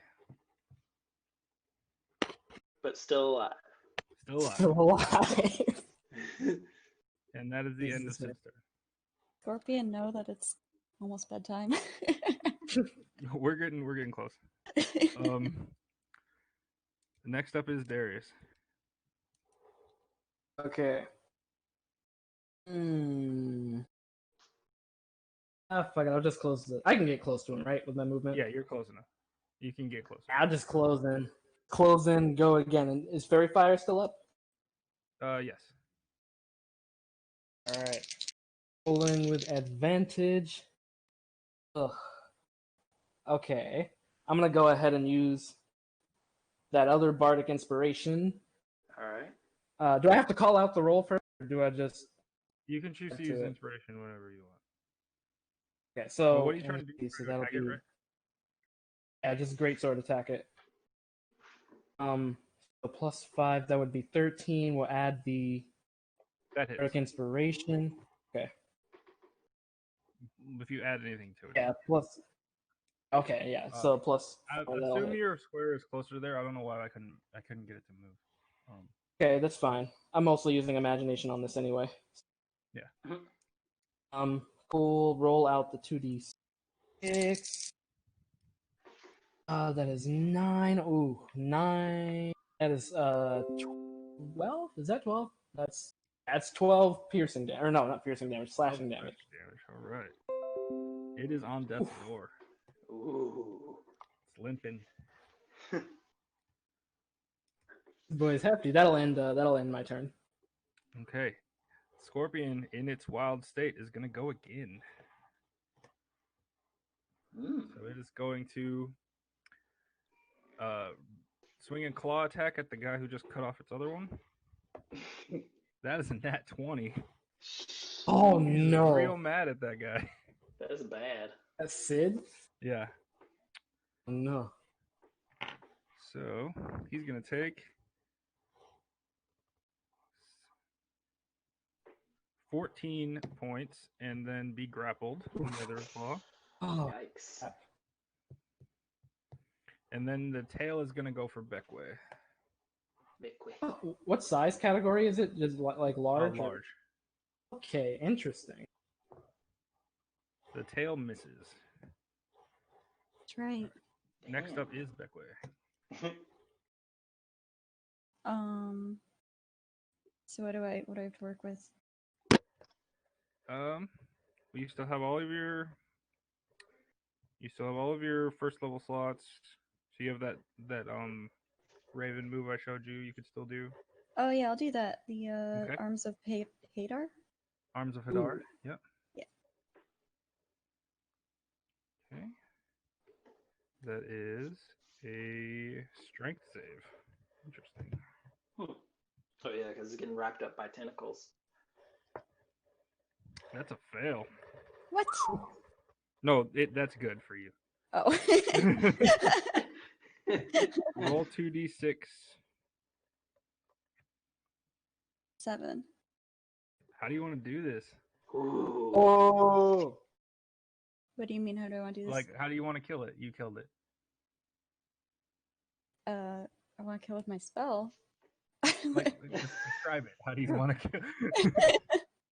This is an exciting moment. How do you want to finish it? Oh, It can be whatever you want. doesn't it have to be along the context of the spell I just cast? I mean, it can be, but like you can embellish if you want to. You can make it as fancy. your opportunity to ham it up. Yeah. Oh, the Arms of Hadar come up and wrap up the scorpion and squeeze it till it bursts into a billion pieces. All right. Nice. You just see. So you guys have noticed a little bit. When the battle started, the shadows have clung to Bekwa's body a little bit more than they were before. And with this burst of shadow energy, these black tendrils fly out of her body and wrap the scorpion around, and she just raises a hand and squeezes it, and the thing just gets crushed, and there's scorpion parts fly everywhere. Oh, yeah, that's cool. Fuck, dude. All right. You guys have defeated the guard scorpion. Oh my gosh, me and Natasha did get a recording for this. So that whenever we win a battle, she can play that on stream. She's gonna have to watch the show to figure Figure out how it happened. Also add to her to-do list that she has to add the... I do still need her to roll though, because she might be unconscious. Oh, shit. I have false life still, right? If that happens. Also have lay on that hand. won't help. But there are enough people here that can. Oh, Yeah, she'll be up. Yeah, healing potions. I have lay on hands, so. Yeah. what's the point of false life if it can't? False life gives you temporary hit points so that you're harder to kill. Oh, it's only for me. I can't use Yeah. it for a teammate. Oh, actually, should I? What? Do I have on hands? My sheet is telling me I have it, but yeah, I thought you lost it as an Oathbreaker. I thought you lost it as an Oathbreaker, though. No, you don't lose it. You don't lose any of your base abilities. You can still smite and everything too. I was kind of surprised you didn't. Never played a paladin before, so I'm just like I'm still learning Smite this is up. bread and butter, man. I know. I remember because I just like learning, man. I don't want to continue further than this until Natasha gets back. Natasha gets back, yeah. So, Becca killed the scorpion. Oh gosh.